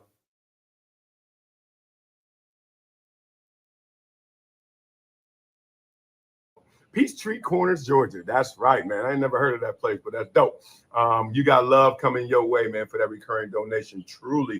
My job is to give opinion on things that I cover. And I so happen to just cover the NFL longer than you've been alive. I'm so happy to cover the NFL as long as you played plus some, right? So that was his foundation. That was his premise. They go on air. They have their issue. We all saw it. It was epic. Then all that focused time of a vacation. So that was part of the reason I was not filming Monday and Tuesday. You didn't see any episodes. I was trying to turn over a new leaf. I was like, Okay, so he's accused of R-wording a Columbia student. Let me get deeper into this. Hold on one second. This is crazy. I mean, the thing is this epidemic seems so thorough. You know?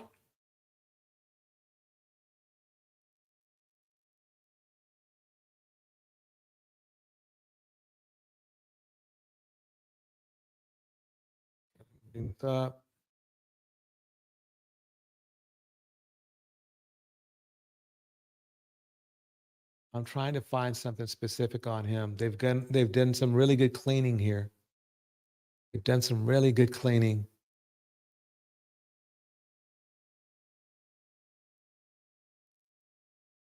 I just need something short. Let's check this out.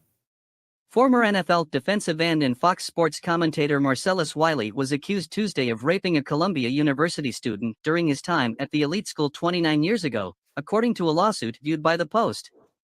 The victim, a sociologist with a focus on race and culture, filed a lawsuit in the New York Supreme Court accusing Wiley, 48, of attacking her in the fall of 1994, when he was a sophomore and star running back for the Columbia Lions.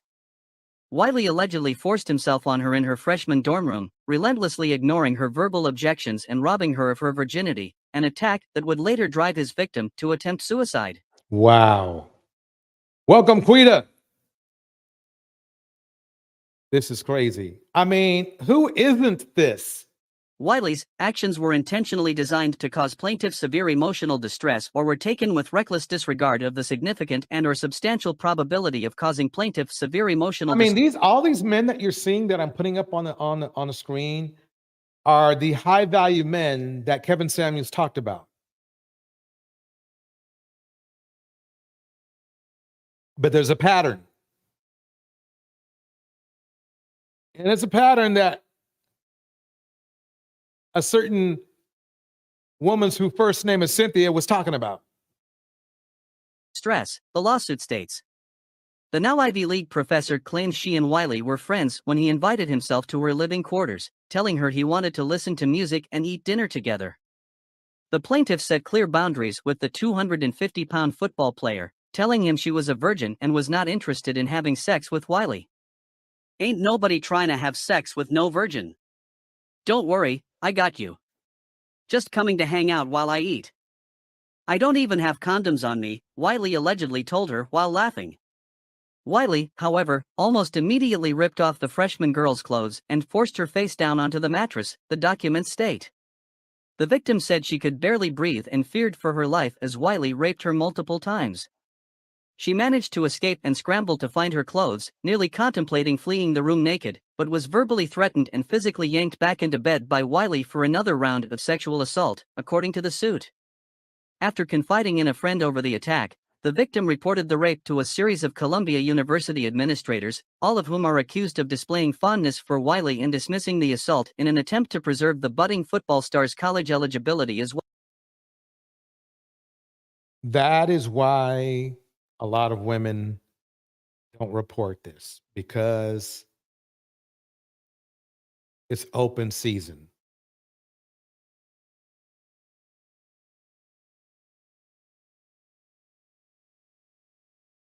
New Diamond breaks it down like this. How come it's always black men being exposed the most? Just degenerate. The world is watching, and I think they know more so than black women want to admit. Yep. Well as his NFL future. One of the administrators allegedly showed the victim's victim statement to Wiley, who just disagreed that it's rape. Residential Dean Kathleen McDermott, who died in 2011, allegedly accused the victim of misinterpreting the terrifying encounter because she was born in the African island county of Cabo Verde. McDermott then told the plaintiff that, in McDermott's opinion, defendant had not actually raped plaintiff, because plaintiff was not from America and had therefore misinterpreted defendant's conduct because people from different cultures interpret things differently. The lawsuit. Wow. That's just crazy. Gold Reflection breaks it down like this. Males petrify me. If they lived every day with this fear, disrespect, and torment, they would be speaking up and demanding change as well. Ours. Lawsuit states. Rather than being expelled, Wiley was placed on academic probation and ordered to complete the spring 1995 semester from his home in Los Angeles. He was permitted to return to complete his academic and sports career, eventually becoming the Lions captain and leading the team to one of its best seasons in decades. The victim and the friend who encouraged her to report the assault received a series of harassing phone calls in the months after the minimal punishment was handed down, she claims. The following spring, while on mandatory leave, plaintiff attempted suicide. Plaintiff was admitted to a locked hospital ward for 2 weeks before being released, according to documents. Wow. Oh, man. When Wiley eventually returned to the Manhattan campus, the victim was forced to share multiple classes with her alleged attacker, who also studied sociology at the Ivy League university.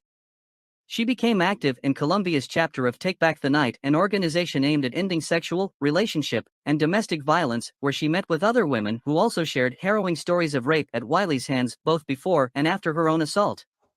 One woman claimed she reported This dude is a monster. And men look up to him too. Jeez. It's like culture. Our culture. her rape Shit. to the school's athletic director, who allegedly decided to keep the accusations under wraps until after Wiley played in a game against rival Princeton. Wiley went on to join the Buffalo Bills after being selected in the second round of the 1997 draft. He played in the NFL for 10 seasons for multiple teams.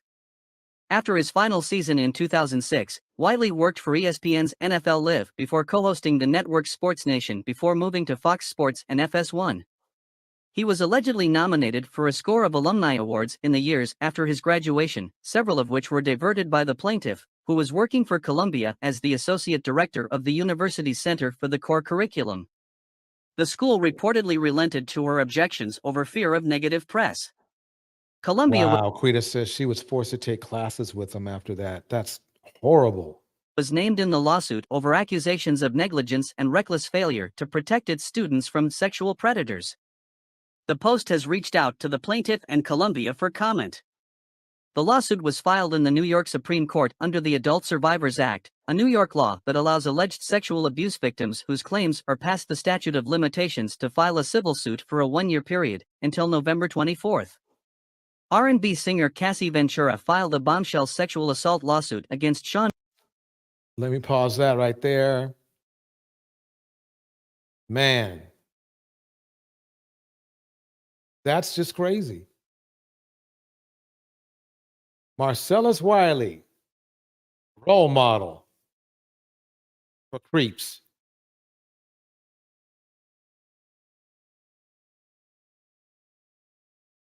That's just, it's crazy. I mean, who's left?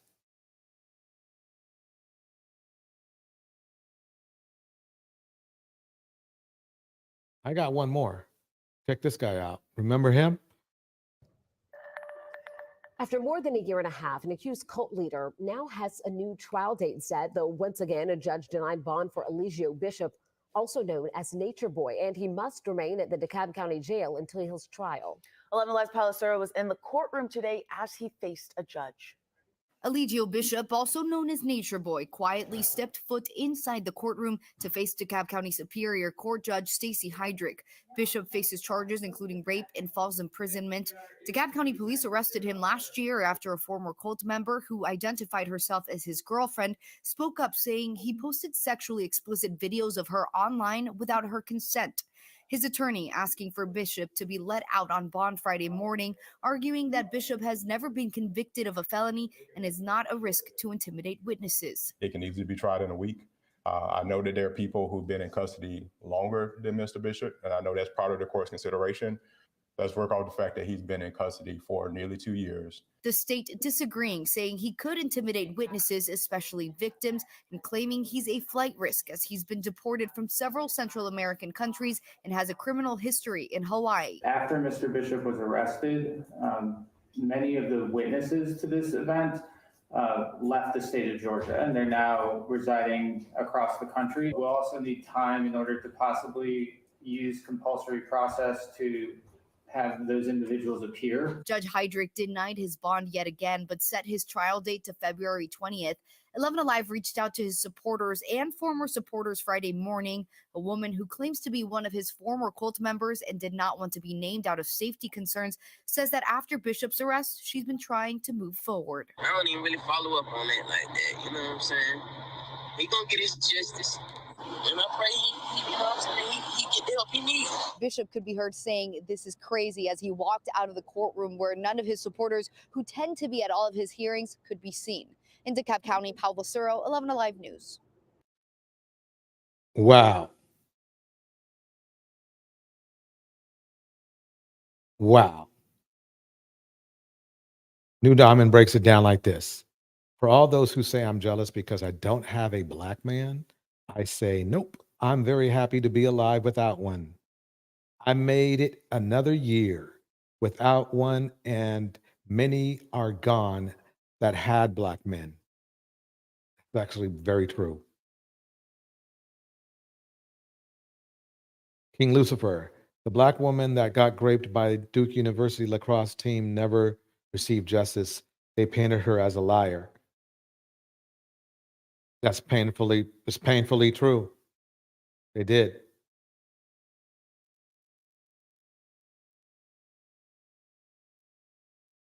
They did. Hopefully, Duke is in New York, and hopefully she's putting in some paperwork.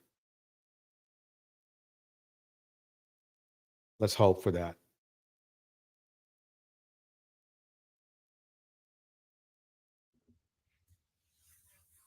Hello, my beautiful people. Welcome back. Welcome back to my channel. Welcome back to the channel of love and truth. That's what this channel is all about. No matter what I say on this channel, it is the truth, and it is with love. That's all. So I was going through YouTube today and I saw a video from a lady called Evie Anita.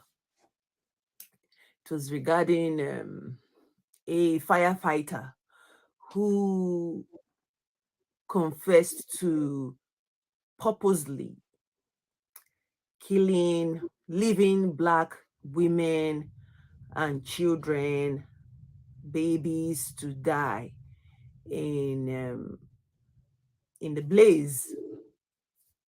And if you ask me, is it true? Of course it's yes. Is it still going on? Of course it is. When will it stop? I don't know. I don't know.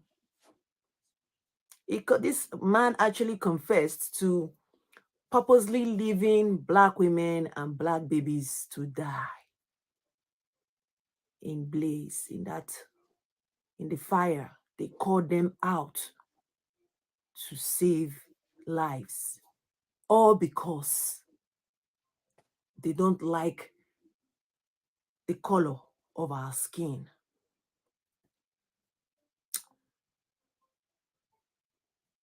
I don't really know where to start with this video, but I would say one thing first, that regardless of this man confessing to the atrocity he has done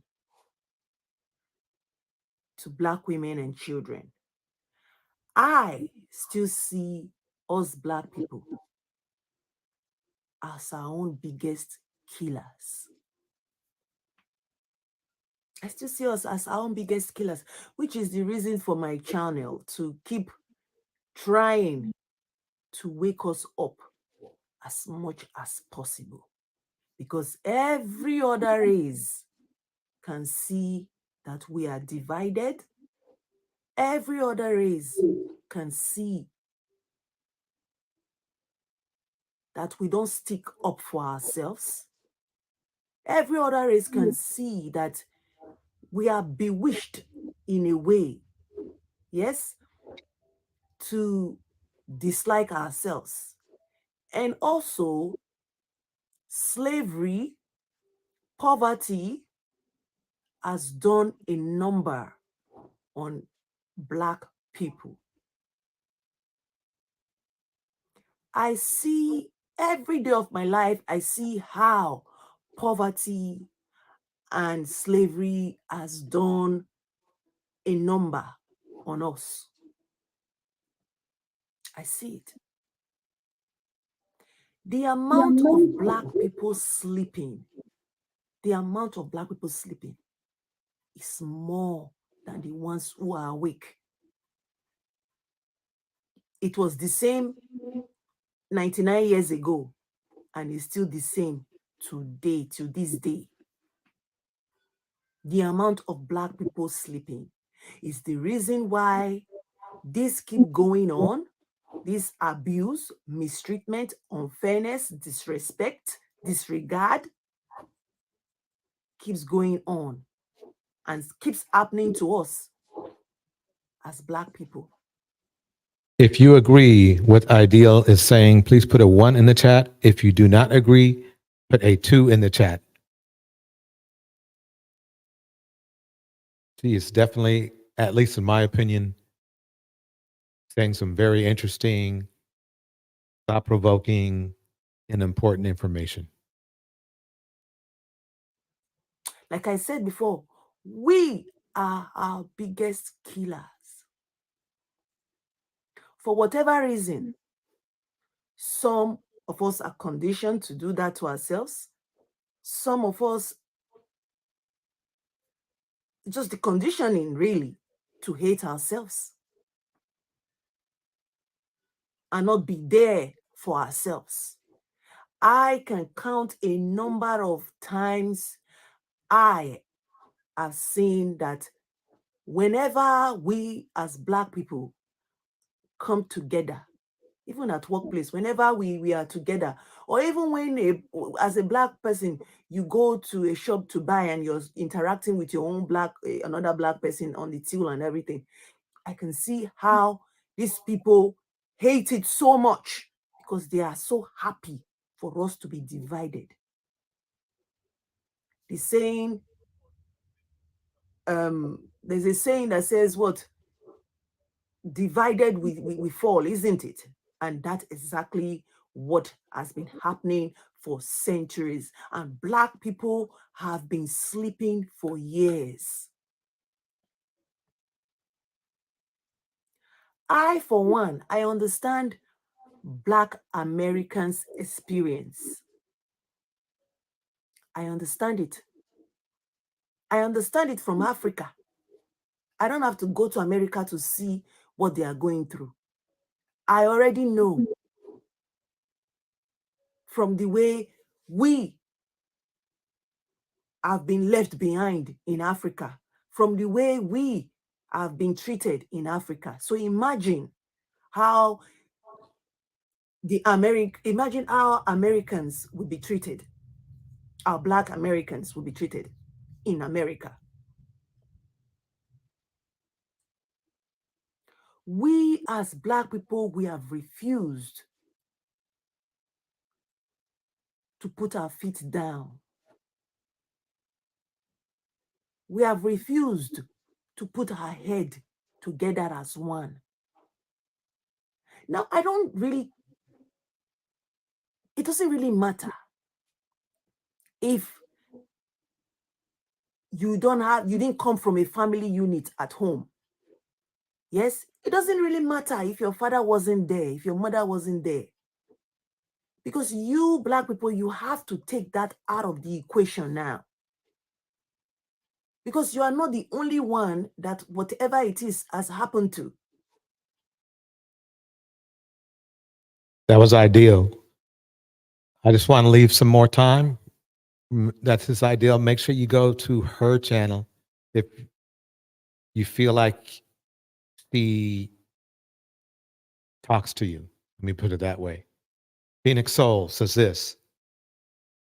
Bigger problem is that the majority of the ones awake are too busy focusing on the pale man instead of focusing on the internal man. Change has to come from inside first. New Diamond says this. Nope. Black men refuse to be the kings they profess to be. Well said. Excellent. I think that today was another amazing live stream.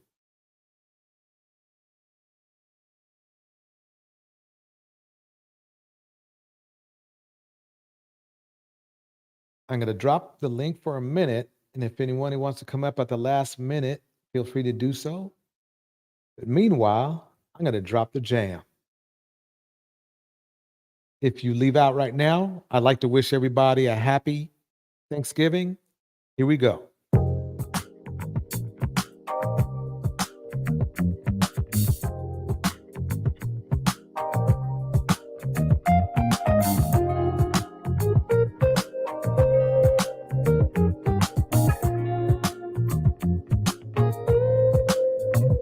In this moment, yes, I cannot say what's wrong or right.